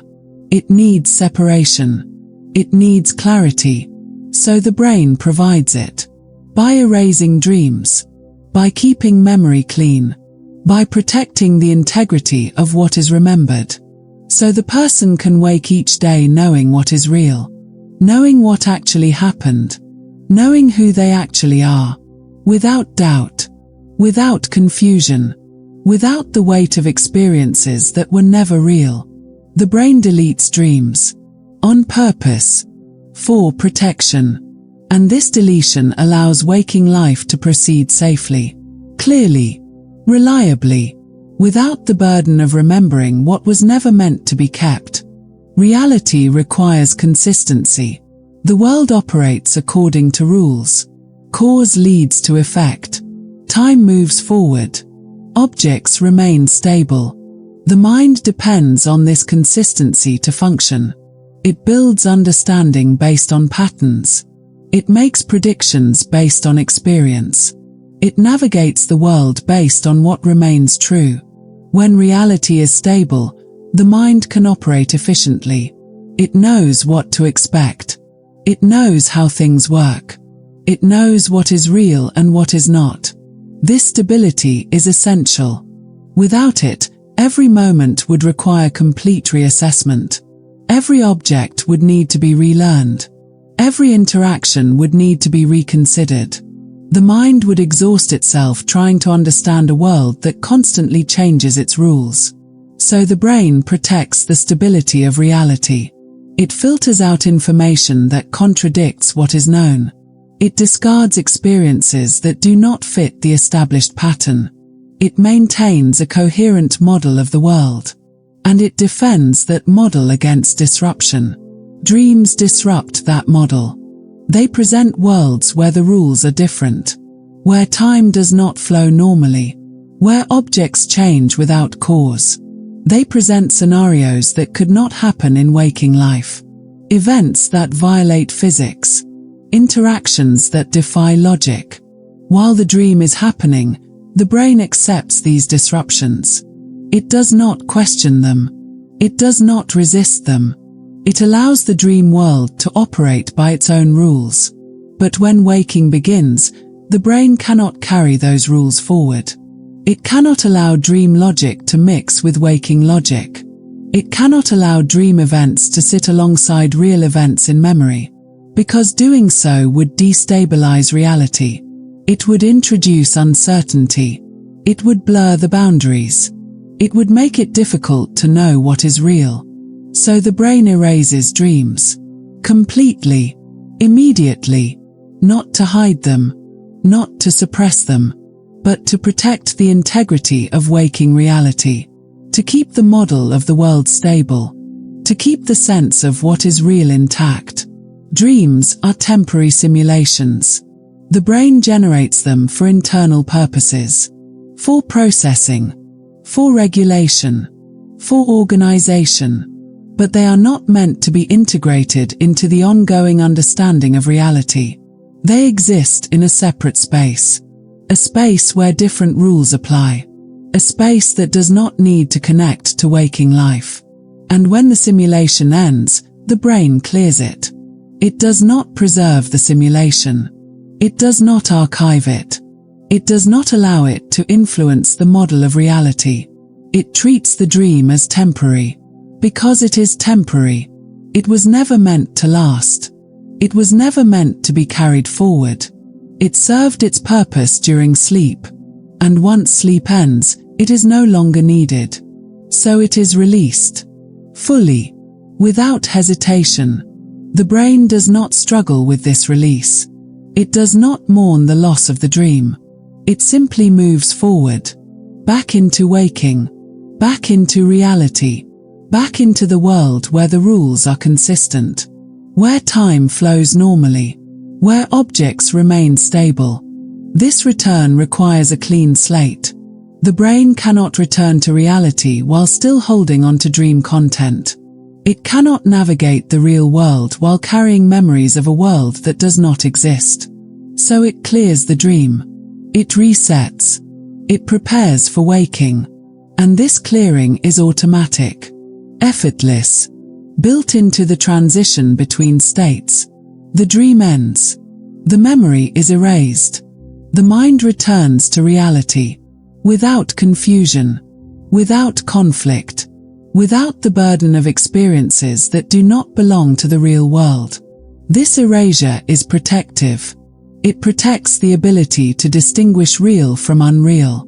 Actual from imagined. Waking from dreaming. Without this protection, the line between these categories would blur. The mind would remember events that never happened as if they did happen. It would reference experiences that were only simulations.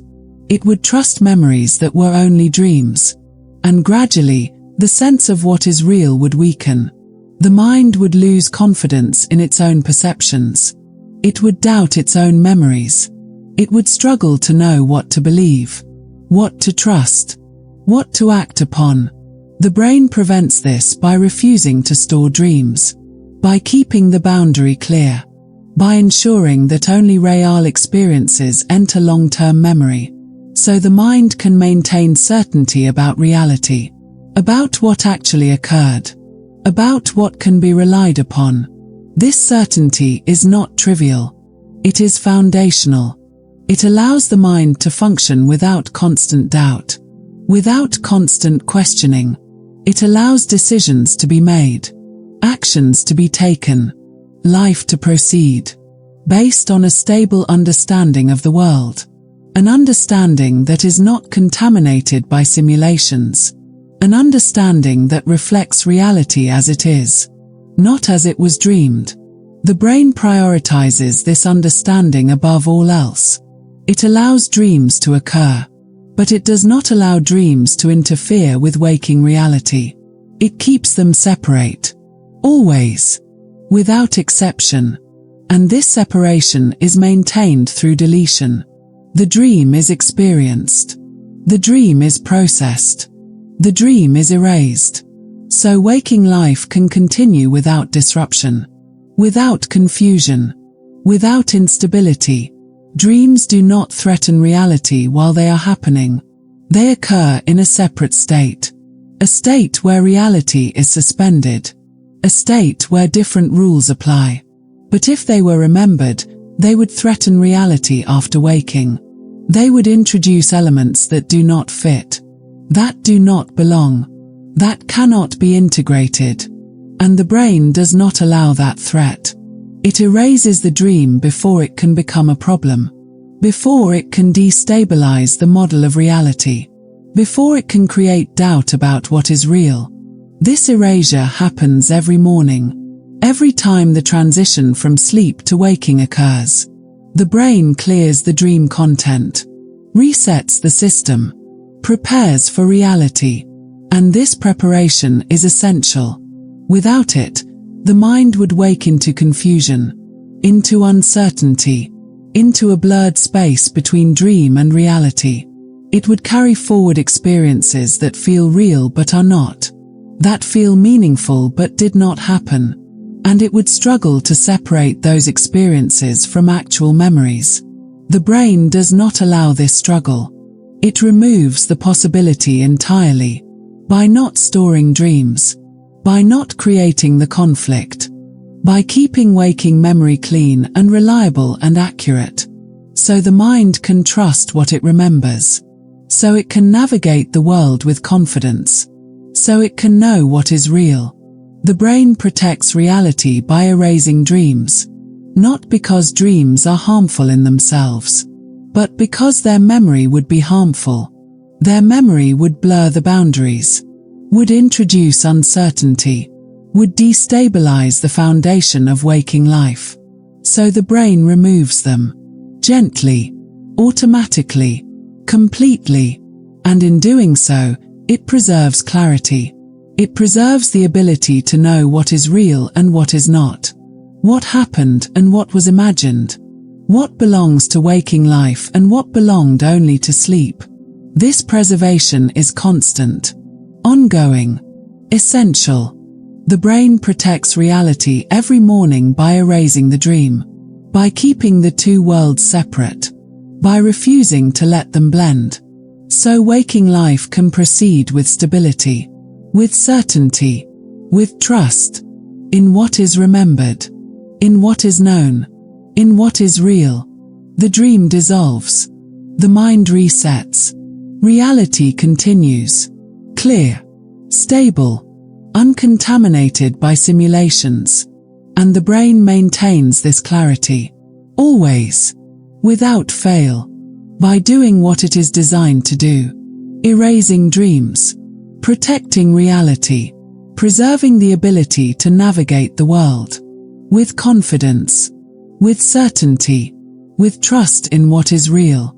The dream is gone, reality remains, and the brain knows this is how it must be, for the mind to function, for life to continue, for waking to proceed, clean, organized, grounded in what is real. Sometimes a dream is remembered, not often, not completely, but sometimes. A fragment remains, An image, a feeling, a vague sense of what occurred. This is not unusual. This happens to most people occasionally. It does not mean the brain failed to erase the dream. It means the timing was different. The transition from sleep to waking is not always clean. Sometimes the shift happens slowly. Sometimes awareness returns gradually. And in those moments, the dream can still be present while the waking mind is beginning to activate. There is a brief overlap. A window where the dream has not yet dissolved and memory systems are starting to function. And in that window, fragments can be captured. Not the entire dream. Not the full narrative. Just pieces. Images without context. Emotions without story. The sense that something happened. These fragments are not stored the same way waking memories are stored. They are held briefly, loosely, without the structure that creates lasting memory. And they fade quickly, within minutes, sometimes within seconds. But for a moment, they are accessible. They can be noticed. They can be described. This happens more often during certain types of waking. Waking that is gradual. Waking that is gentle. Waking that allows the mind to drift between states. When waking is abrupt, the dream is gone before awareness fully returns. The shift is too fast. The erasure is too complete. There is no overlap. No window. No opportunity for fragments to be noticed. But when waking is slow, the dream lingers. Not because it is being stored, but because the process of clearing it has not yet finished. The dream is still present in the moment, still accessible in that brief transition, and the waking mind can observe it, briefly, before it dissolves. This is why people who wake naturally sometimes remember more than people who wake to alarms. Not because their brains work differently, but because their transitions are different. The alarm forces an abrupt shift. The dream is cleared immediately. There is no time to notice what was there. Natural waking allows a slower shift. The dream fades gradually, and fragments can be observed as they fade. This is not a skill. This is timing. The brain is still erasing the dream. The process is still happening, but it is happening more slowly. And that slowness creates the possibility of brief recall. There are also moments during the night when sleep becomes lighter. Not full waking, but close to waking. A state between deep sleep and consciousness. In these moments, the dreaming mind is still active, but the waking mind is beginning to stir. And this creates another opportunity for fragments to be noticed. The brain has not yet cleared the dream because the transition to waking has not fully begun.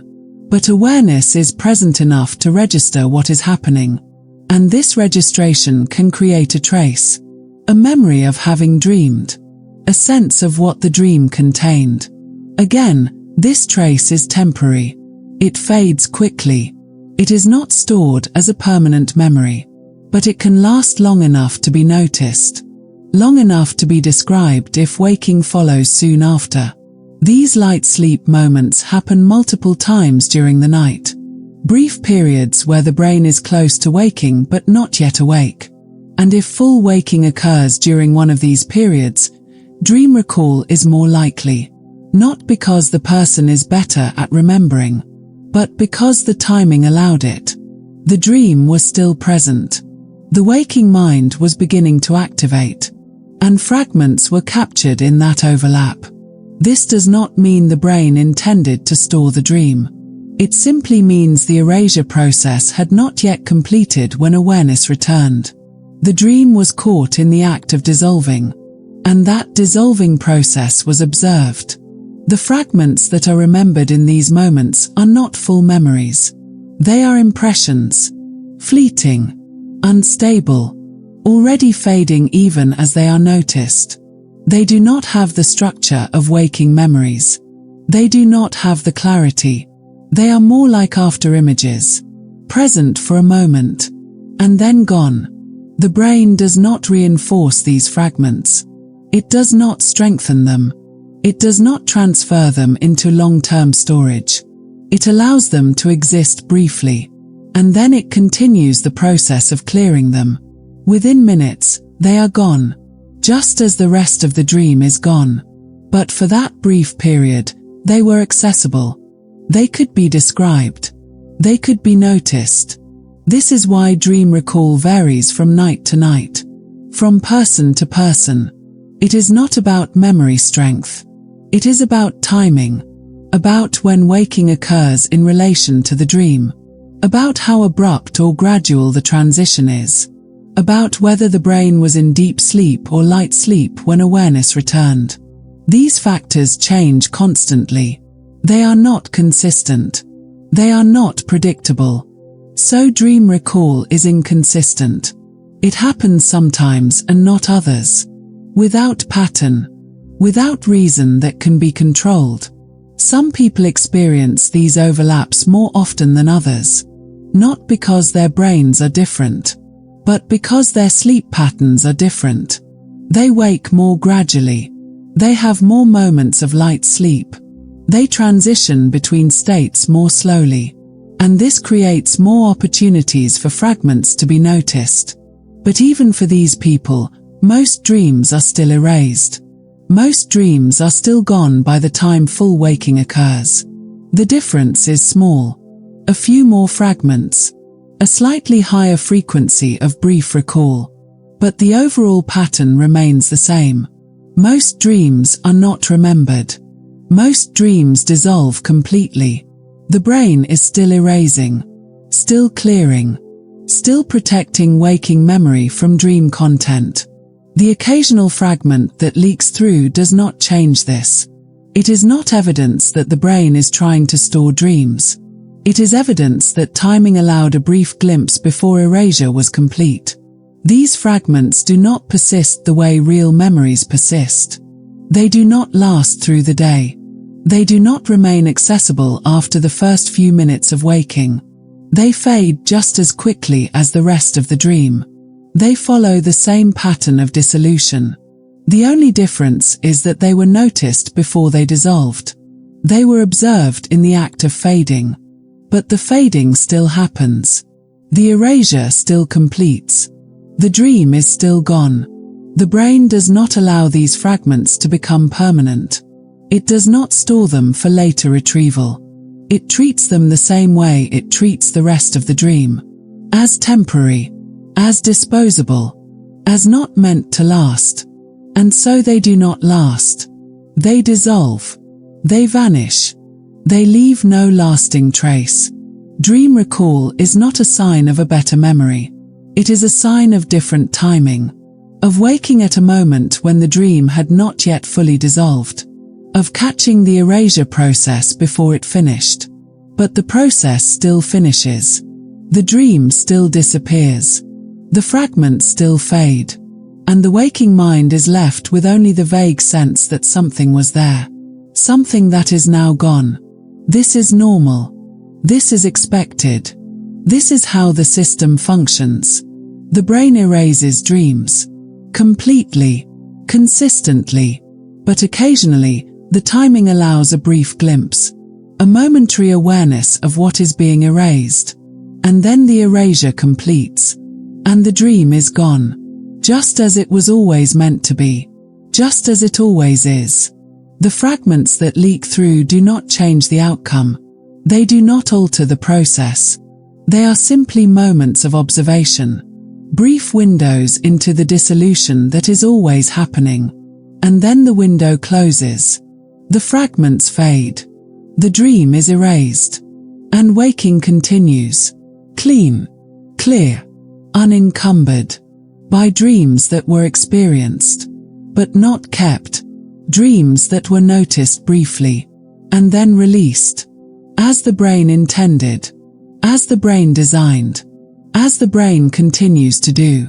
Every night. Every morning. Without fail. Some people report remembering their dreams every night. Not just fragments. Full narratives. Clear details. Consistent recall.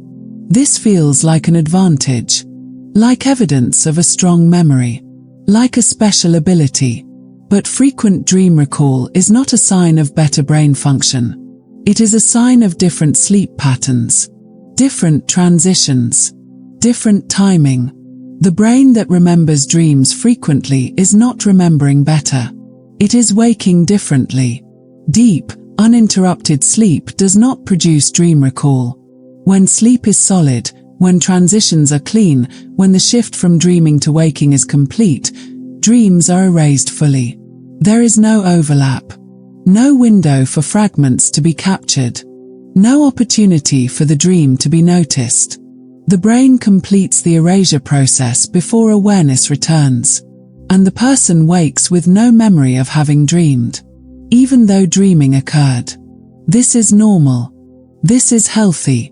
This is how the system is designed to work. Frequent dream recall happens when sleep is lighter, when waking occurs more often, when transitions are less complete. Not full waking, not conscious waking, but micro-awakenings. Brief moments where the brain approaches wakefulness without fully arriving.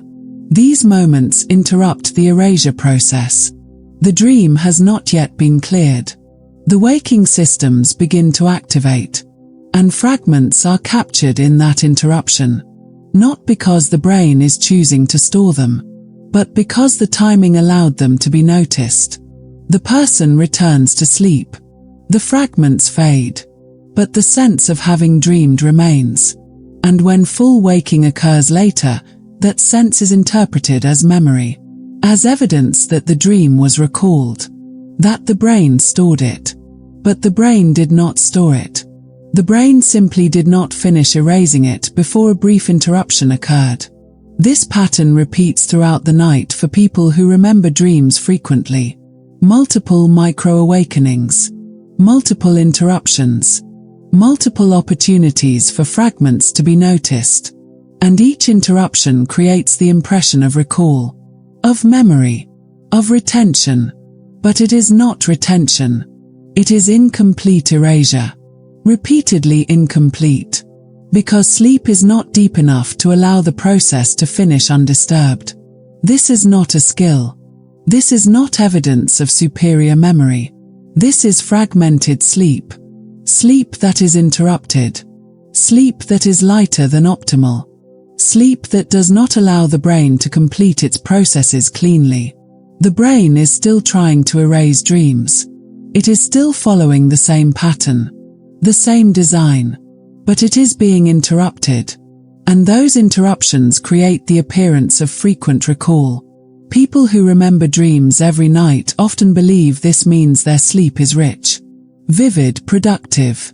But frequent recall is more often a sign that sleep is disrupted, that the brain is not moving smoothly between stages, that transitions are happening too often, too abruptly, that the system is being interrupted before it can complete what it is designed to do. Deep sleep does not produce dream memories. Deep sleep produces rest. The brain moves through its cycles without interruption. It processes without disturbance. It erases without interference. And the person wakes refreshed, without dream recall, without fragments, because the brain was allowed to finish its work, to complete the erasure, to clear the space fully. This is the ideal pattern, not the frequent recall pattern. Frequent recall suggests that something is preventing deep, continuous sleep. Stress, irregular schedules, sleep disorders, environmental disruptions. These factors create lighter sleep, more frequent transitions, more opportunities for the erasure process to be interrupted.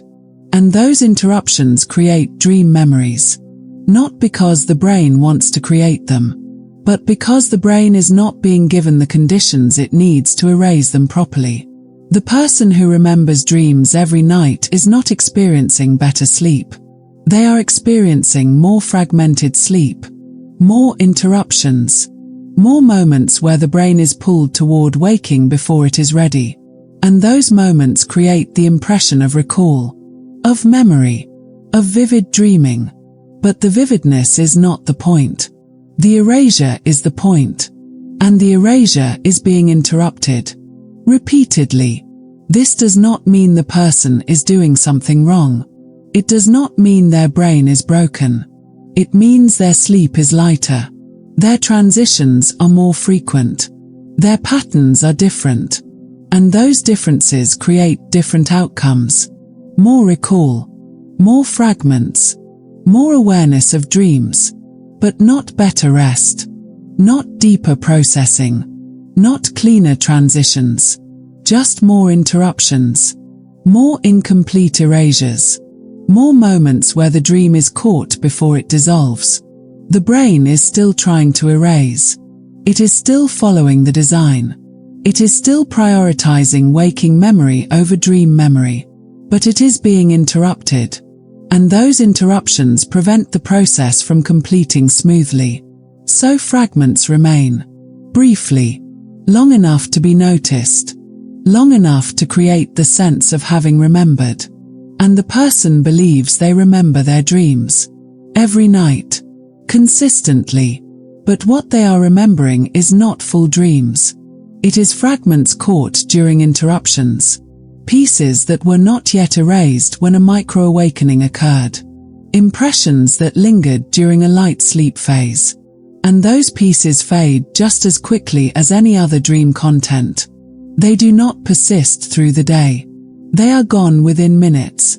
Just like dreams that are never noticed at all. The only difference is that they were observed. Briefly. During an interruption. And that observation created the impression of recall.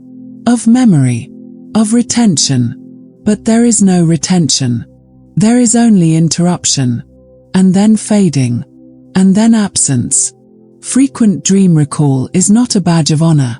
It is not evidence of a powerful memory. It is evidence of sleep that is not as deep or continuous as it could be. Sleep that allows the brain to approach waking more often than necessary. More often than ideal. And those approaches create opportunities for dreams to be noticed. But not stored. Just noticed. And then erased. As they were always going to be erased. The brain does not change its approach based on how often someone wakes. It still erases dreams. It still prioritizes waking memory. It still clears the space. But when sleep is fragmented, the erasure is interrupted. And fragments are observed in those interruptions. This creates the illusion of frequent recall.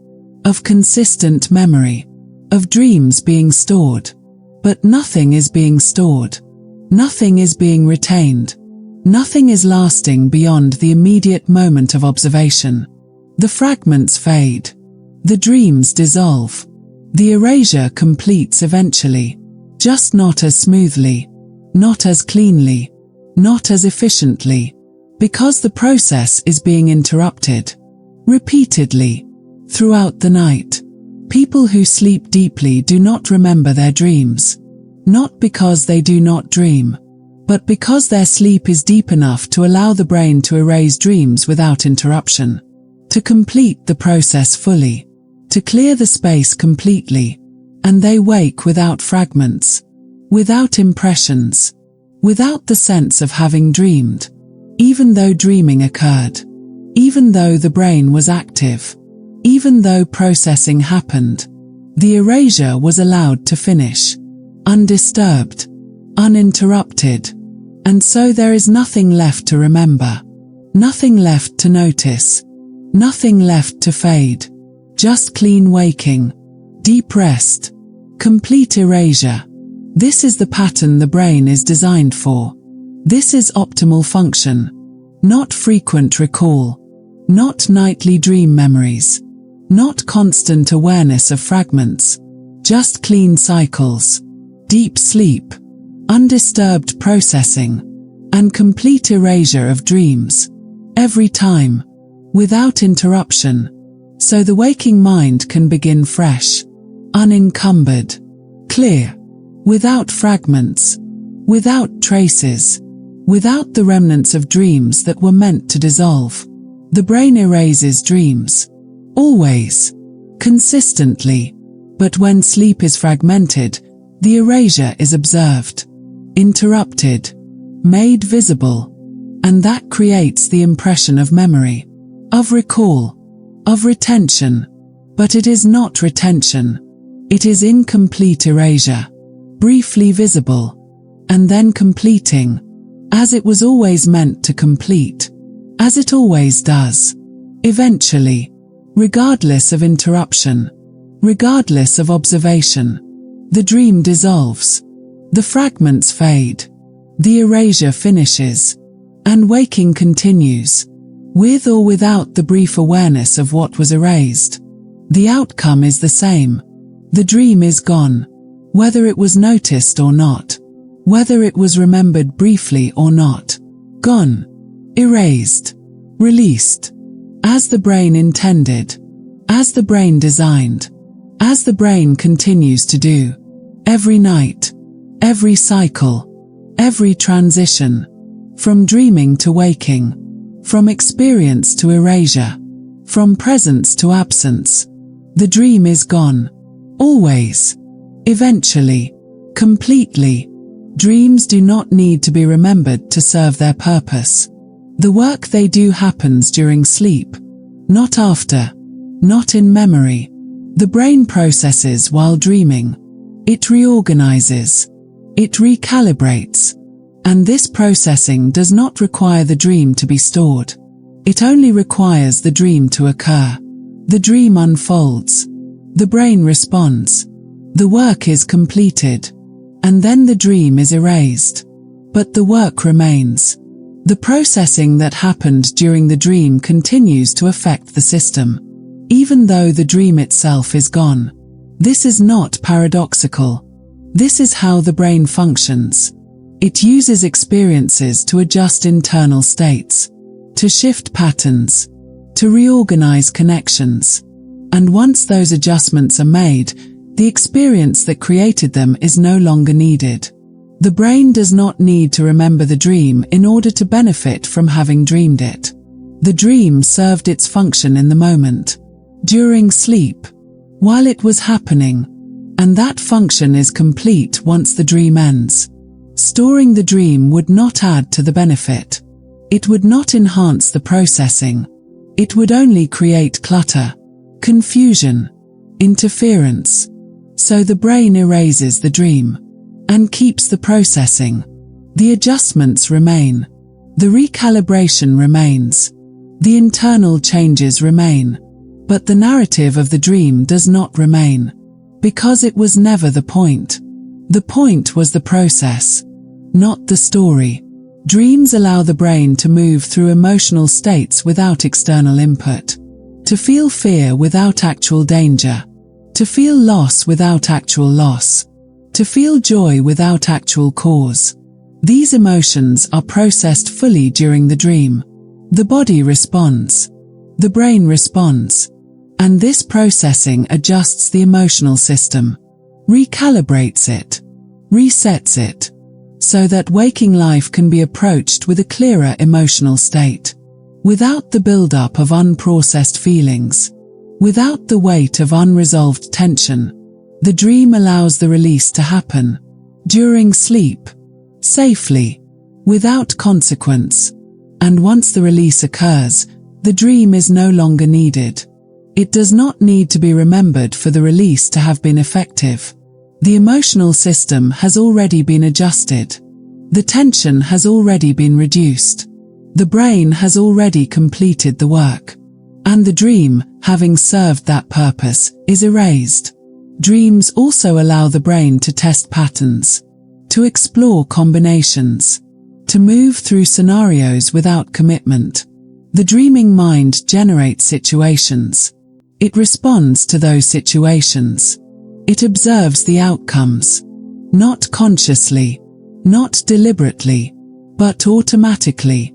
And this testing helps the brain refine how it responds to similar patterns during waking. It strengthens certain connections. It weakens others. It reorganizes pathways. All of this happens silently, without awareness, without the need for memory. The brain is learning, adjusting, refining, but it is not learning in the way waking learning happens. It is not storing information to be recalled later. It is adjusting the system itself, the underlying structure, the way responses are generated. And once those adjustments are made, the dream that prompted them is no longer relevant. The changes persist. The dream does not, because the dream was a tool for creating the changes, not something to be kept after the changes were made. The brain discards the tool once the work is done. This is efficiency. This is function. This is the brain using dreams for their intended purpose and then releasing them. Without attachment, without preservation, without the need to justify the erasure. The dream did what it was meant to do, and now it is gone. The work that dreams accomplish is internal, structural, invisible. It does not produce memories. It does not produce insights. It does not produce information that can be verbalized or recalled. It produces changes in how the brain operates, how it balances itself, how it prepares for waking. And these changes do not require the dream to be remembered in order to be effective. They are already complete, already integrated, already part of the system. By the time waking occurs, the adjustments have been made. The recalibration has happened. The processing is finished. And the dream that facilitated all of this is erased. Because it was never meant to be carried forward. It was meant to be experienced and then released, so the brain could benefit from the process without being burdened by the content. Dreams are not wasted just because they are forgotten. They are forgotten because their purpose has been fulfilled. The brain does not keep unnecessary information. It does not archive experiences that serve no ongoing function. It keeps what is useful, and it releases what is not. And dreams, once completed, are not useful to waking life. They served their purpose during sleep. They facilitated processing. They allowed recalibration. And once that work is done, they are released. Completely. Because keeping them would serve no purpose. It would add nothing. It would only create problems. So the brain erases them. And the work they enabled continues. Silently, invisibly, without the need for conscious awareness or memory. The brain is different after a night of dreaming, even though the dreams are not remembered. The emotional system is adjusted. The patterns are refined. The internal state is recalibrated.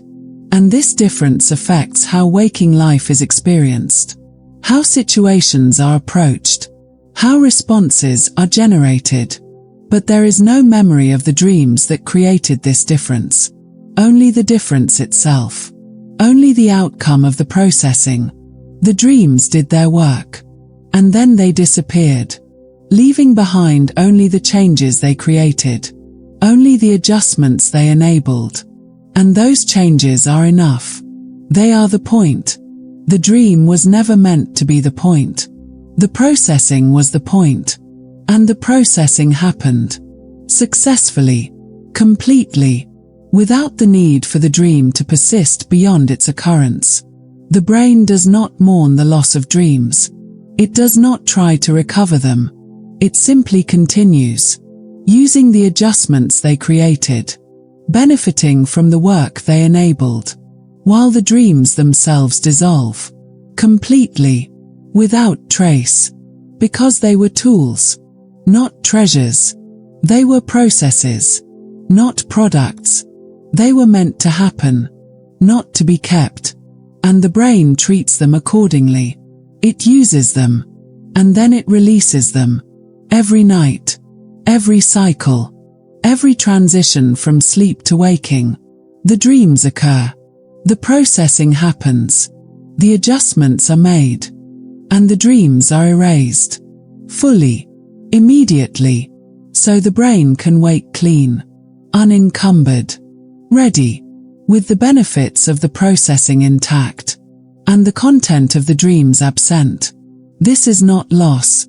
This is completion. The dreams completed their function, and the brain completed the erasure. Both happened exactly as designed. Both served their purpose. The work was not wasted. The work was finished, and the dreams, having enabled that work, were no longer needed. So they were released, as they were always meant to be released, without hesitation, without preservation, without the assumption that forgetting means failure. Forgetting means the work is done. The purpose is fulfilled. The process is complete, and the brain can move forward, using what the dreams created, without carrying the dreams themselves, without the burden of content that does not belong to waking life. The adjustments remain. The recalibration remains. The processing remains. The dreams do not remain, and they do not need to.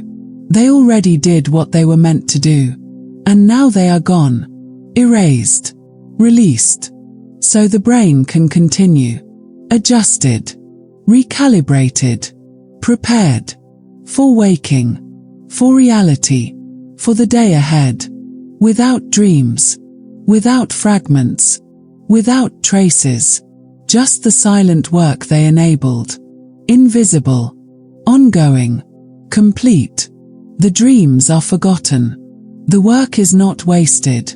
The work is done. The dreams are gone, and the brain moves forward, as it always does, clean, functional, ready, with the benefits of dreaming intact, and the dreams themselves erased, exactly as intended, exactly as designed, every night, every morning, without exception. Dreams affect the brain in ways that do not require memory. They shift how the mind approaches problems, how it generates ideas, how it connects information. This influence is subtle, invisible, ongoing. It does not happen through recall. It happens through processing.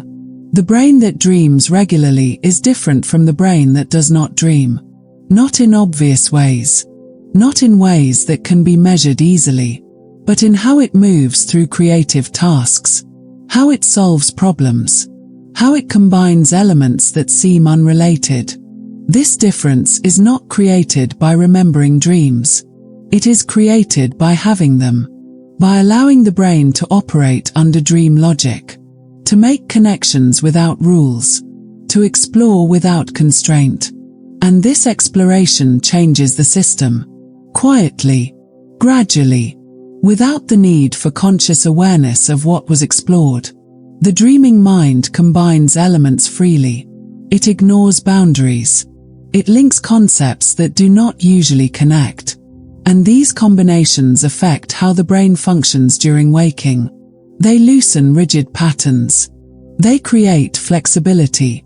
They allow new connections to form more easily.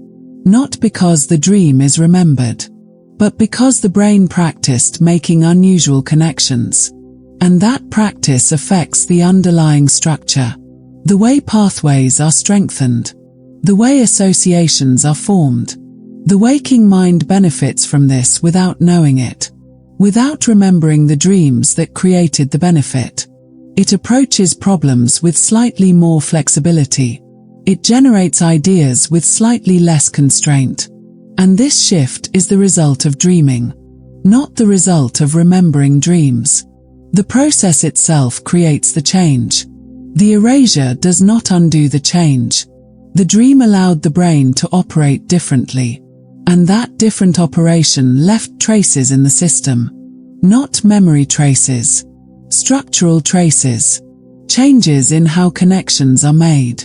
And those changes persist, even though the dreams that created them are gone. Dreams also regulate emotional responses. They allow the brain to process feelings without external triggers, to feel fear in a safe environment, to experience loss without actual consequence, to move through anxiety without real danger.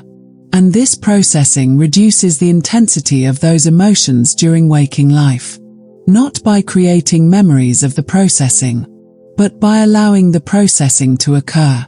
The brain rehearses emotional responses during dreams. It activates the same systems that activate during waking emotion. And through this activation, it adjusts those systems. It reduces sensitivity. It recalibrates intensity, so that waking emotions are more balanced, more regulated, less overwhelming. This adjustment does not require the dream to be remembered. It only requires the dream to happen. The emotional systems were activated. They responded. They adjusted. And once the adjustment is made, the dream is no longer needed. It is erased. But the adjustment remains. The brain is slightly calmer, slightly more balanced, slightly better equipped to handle waking emotions. Not because it remembers processing fear during a dream, but because it did process fear during a dream. And that processing changed the system. In small ways. In ongoing ways. Ways that accumulate over time. Over many nights. Over many cycles of dreaming and erasing. The brain becomes more flexible. More balanced. More capable. Not through memory. Through repetition. Through ongoing processing that happens during sleep and dissolves upon waking. Dreams also allow the brain to test responses to situations that have not yet occurred. To explore scenarios. To generate outcomes. To observe how the system reacts. This testing does not create plans. It does not create strategies. But it prepares the brain. It primes certain pathways. It reduces the novelty of certain experiences, so that when similar situations occur during waking, the brain responds more smoothly, more efficiently, not because it remembers the dream, but because it already rehearsed the response. The rehearsal is forgotten, but the preparation remains. The brain is slightly more ready, slightly less reactive, slightly better equipped. And this readiness was created by dreams, by the process of dreaming, not by the memory of having dreamed. Dreams shape the brain through repetition, through ongoing activation of systems, through constant adjustment of patterns. And this shaping does not require conscious participation. It does not require awareness. It does not require memory. It only requires that dreams occur regularly, consistently, and that the brain is allowed to erase them afterward. So the shaping can continue without interference. The dreams do their work silently, invisibly, without leaving conscious traces. But the work is real. The changes are real. The impact is real. The brain is different because of dreams.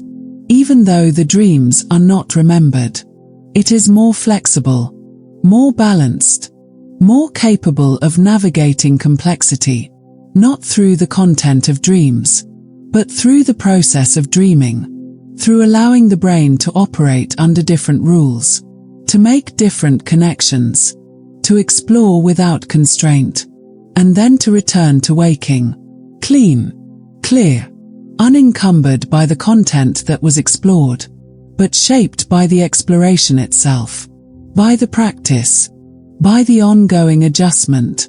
Dreams are not wasted just because they are forgotten. They are effective because they are forgotten. The erasure allows the process to continue, without accumulation, without clutter, without confusion. The brain dreams. The brain processes. The brain adjusts. The brain erases. And through this cycle, it becomes more capable, more balanced, more prepared. The changes are embedded in the system, in how connections are made, in how responses are generated, and those changes persist. Even as the dreams dissolve, the brain carries forward the benefits of dreaming, without carrying forward the dreams themselves. This is efficiency. This is design. night after night, cycle after cycle, dream after dream. The brain is being shaped, quietly, gradually, invisibly, by processes that occur during sleep and dissolve upon waking. Dreams shape the brain, without memory, without awareness, without conscious recall. They shape through process, through activation, through repetition, and the brain benefits from this shaping. Every day, every waking moment, just moving forward, slightly more flexible, slightly more balanced, slightly more capable, because of dreams that were experienced and erased. Over and over, the shaping continues. The dreams dissolve. The benefits remain. Silently, invisibly, ongoing. There is no need to hold on to dreams. No need to chase them upon waking. No need to try to capture what is fading. The dream is already doing what it needs to do, whether it is remembered or not. Trying to hold on to it does not add to its purpose. It only creates effort, strain. The brain is already releasing the dream, automatically, gently, and this release is not something to resist. It is something to allow. The dream served its function during sleep. It processed, it adjusted, it shaped, and now it is leaving, as it was always meant to leave. The dream is dissolving, regardless of effort, regardless of intention, and this dissolution is not a loss. It is completion, so the mind can return to waking without carrying what does not belong there. There is no obligation to remember dreams, no requirement to capture them. The brain knows what it needs to keep, and it knows what it needs to release. And dreams are meant to be released, always, without exception. Allowing them to go is not giving up. It is not failing. It is trusting the process, trusting that the brain is functioning as it should, that the erasure is intentional, that the release is necessary. Waking with no memory of dreams is normal. It is healthy. It is the natural outcome of deep sleep. It is evidence that the brain completed its work, and cleared the space, and prepared for waking, cleanly, efficiently, without residue. There is no need to feel regret about forgotten dreams. Nothing was lost. The dream was experienced. The brain processed it. The adjustments were made. And then the dream was released. Because keeping it would serve no purpose. The brain does not make mistakes with this. It does not accidentally erase what should be kept. It erases what is meant to be erased. And dreams are meant to be erased. Trying to hold on to them is working against the system, against the design. The brain is trying to clear the dream, to make space, to return to waking cleanly. And allowing this to happen is easier than resisting it. The dream is fading. Let it fade. The details are slipping away. Let them slip. The narrative is dissolving. Let it dissolve. This is not passivity. This is alignment. Alignment with what the brain is already doing. The dream does not need to be chased. It does not need to be captured. It only needed to occur. And it did occur. Fully. Completely. And now it is time for it to leave. So waking can begin. Without interference. Some people wake and immediately try to reconstruct the dream. To piece it together. This effort creates tension. It creates the sense that something important is slipping away. But nothing important is slipping away. The dream already completed its importance during sleep. What is slipping away is the content, the narrative, the images, and those were never meant to stay. They were only meant to occur. The effort to hold on to them only creates struggle. A struggle against the brain's natural process. A struggle that cannot be won. Because the brain is erasing the dream. Actively. Continuously. And no amount of effort can stop that erasure. The dream is going to dissolve, whether it is chased or not.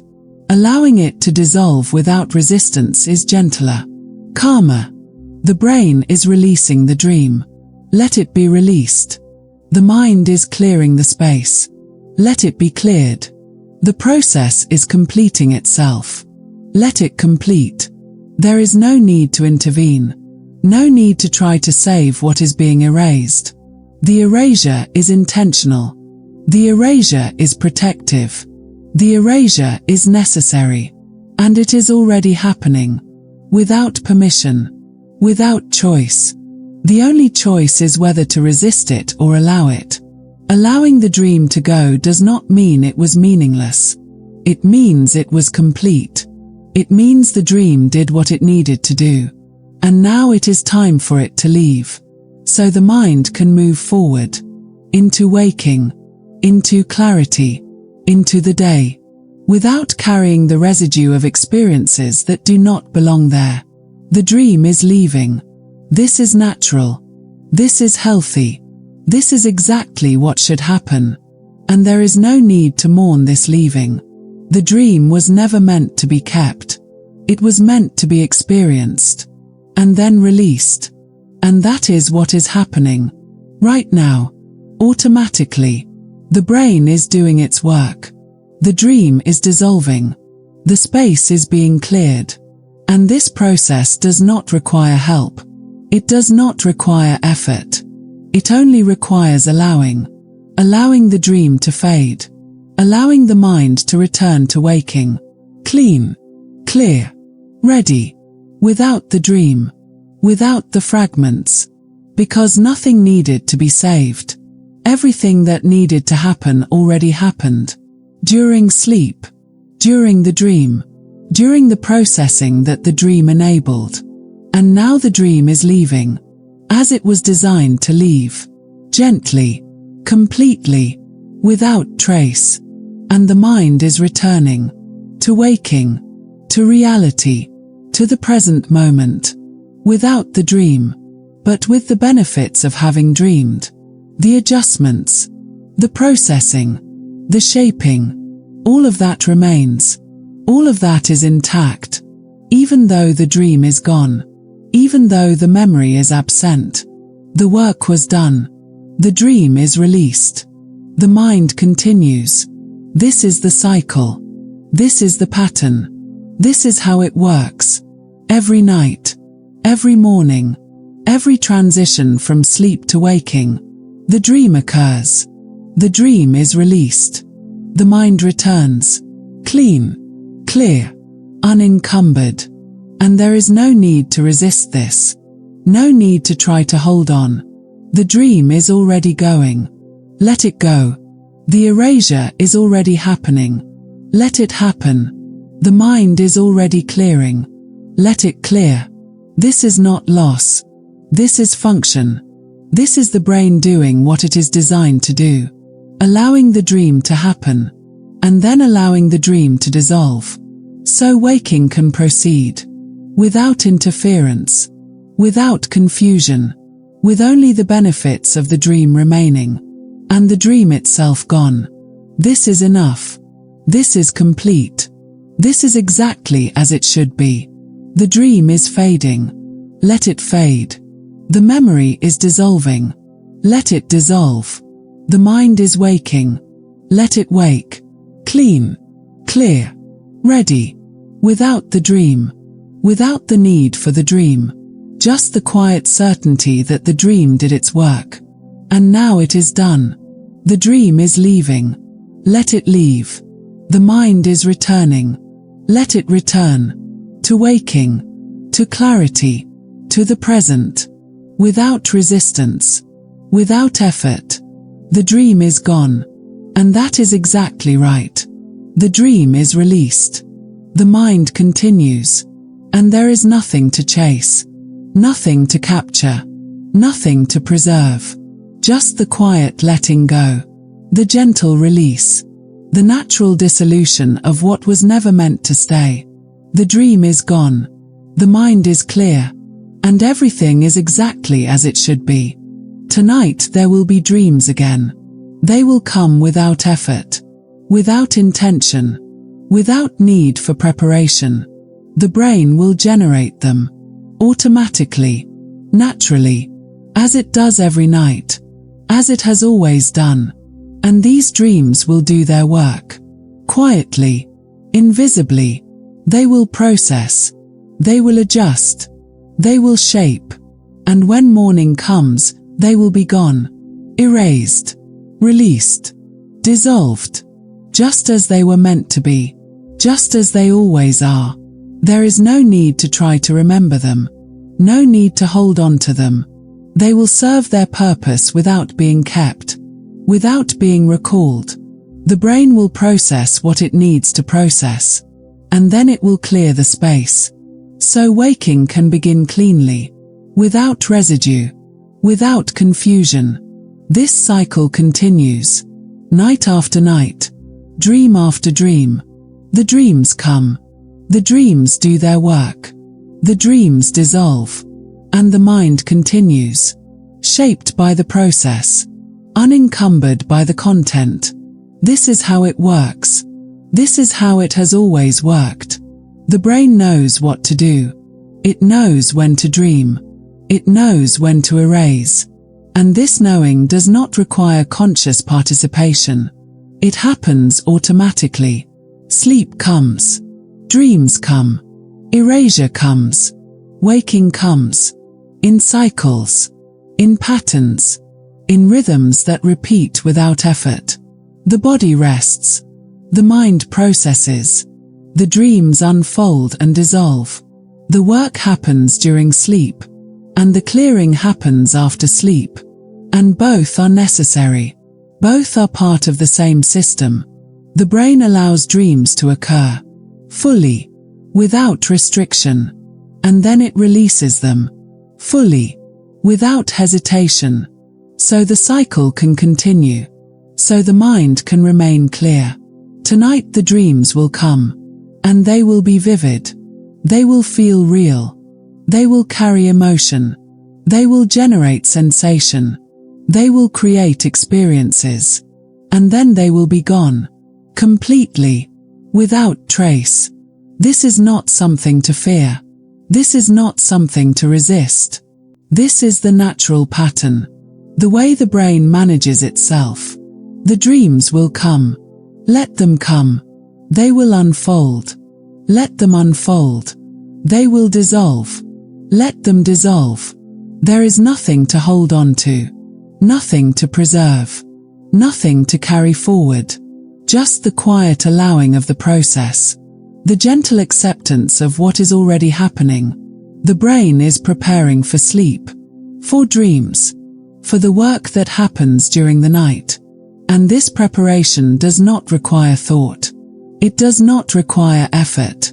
It happens on its own. As the body settles, as the mind begins to release control, sleep will come, without being forced, without being chased. It will arrive when the conditions are right, when the body is ready. And once sleep arrives, the dreams will follow, naturally, automatically. They will begin without announcement. They will unfold without direction. And they will serve their purpose, whether they are remembered or not. The brain will process. It will adjust. It will recalibrate. And when the work is done, the dreams will be cleared. So waking can happen cleanly. This is the pattern. This is the rhythm. This is how every night unfolds. Dreams come. Dreams work. Dreams dissolve. Waking returns. The system is already functioning. Perfectly. Completely. It does not need help. It only needs to be allowed. Allowed to dream. Allowed to process. Allowed to erase. Allowed to wake. Without resistance. Without effort. The dreams will come tonight. And they will be different from last night's dreams. Different images. Different emotions.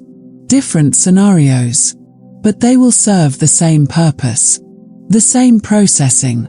the same adjustment, and they will dissolve the same way, completely, without leaving memory, because that is what dreams do. That is what dreams have always done. They occur, they process, they dissolve, over and over, night after night, cycle after cycle. The content changes, but the pattern remains, always the same. Dreams come, dreams go. The mind continues, shaped by the process, unencumbered by the content, ready for waking, ready for sleep, ready for the cycle to continue. There is nothing to prepare, nothing to plan, nothing to hold on to, just the quiet settling into sleep, the gentle release of control, the allowing of the brain to do what it knows how to do, generate dreams, process through dreams, erase dreams, return to waking. This happens without thought, without effort. It happens in the background, in the depths of sleep, and it serves the mind. It serves the body. The dreams will come. They are already forming, already waiting, not waiting to be remembered, just waiting to occur, to unfold, to process, to dissolve, as they always do, as they always will. And there is no need to chase them, no need to try to hold them. They will do their work, and then they will be gone. And that is enough. That is complete. That is exactly right. The mind does not need to remember every process it undergoes. It only needs to undergo the process, to allow the adjustment, and then to move forward, clear, unencumbered, ready. The dreams will come tonight, and they will be erased tomorrow. And this is not loss. This is function. The brain doing what it is designed to do, without needing to understand, without needing to remember, just allowing, just resting, just continuing. The dreams will come. Let them come. The dreams will work. Let them work. The dreams will dissolve. Let them dissolve. And the mind will continue, shaped, adjusted, prepared, for waking, for sleep, for the ongoing rhythm of existence, without memory of the dreams, but with the benefits of having dreamed. This is how it works. This is how it continues. This is how it will always be. The dreams are coming. The sleep is deepening. The process is beginning. And there is nothing to do, nothing to hold, nothing to remember, just the quiet descent, the gentle release. The body is settling, the breath is slowing, the mind is releasing, and soon the dreams will come, and they will unfold, and they will dissolve, as they always do, as they always will, without needing to be kept, without needing to be understood. Just occurring, just processing, just serving their purpose, and then being released, completely, gently, inevitably. The dreams will come, the dreams will go, the mind will continue, night after night, dream after dream, cycle after cycle. The process continues, the pattern repeats, and the dreams come and go, come and go, come and go, endlessly, quietly, perfectly, serving their purpose, and then dissolving, as they were designed to do, as they will always do. The mind is settling, the sleep is coming, the dreams are near, and there is nothing to do but allow, nothing to hold but rest. The dreams will come, the dreams will work, the dreams will dissolve, and the mind will continue, shaped, rested, ready, for tomorrow, for waking, for the cycle to begin again. The dreams are coming. Let them come. The sleep is deepening. Let it deepen. The mind is releasing. Let it release. And everything continues, as it always has, as it always will. The dreams will come, and then they will be gone. And that is enough.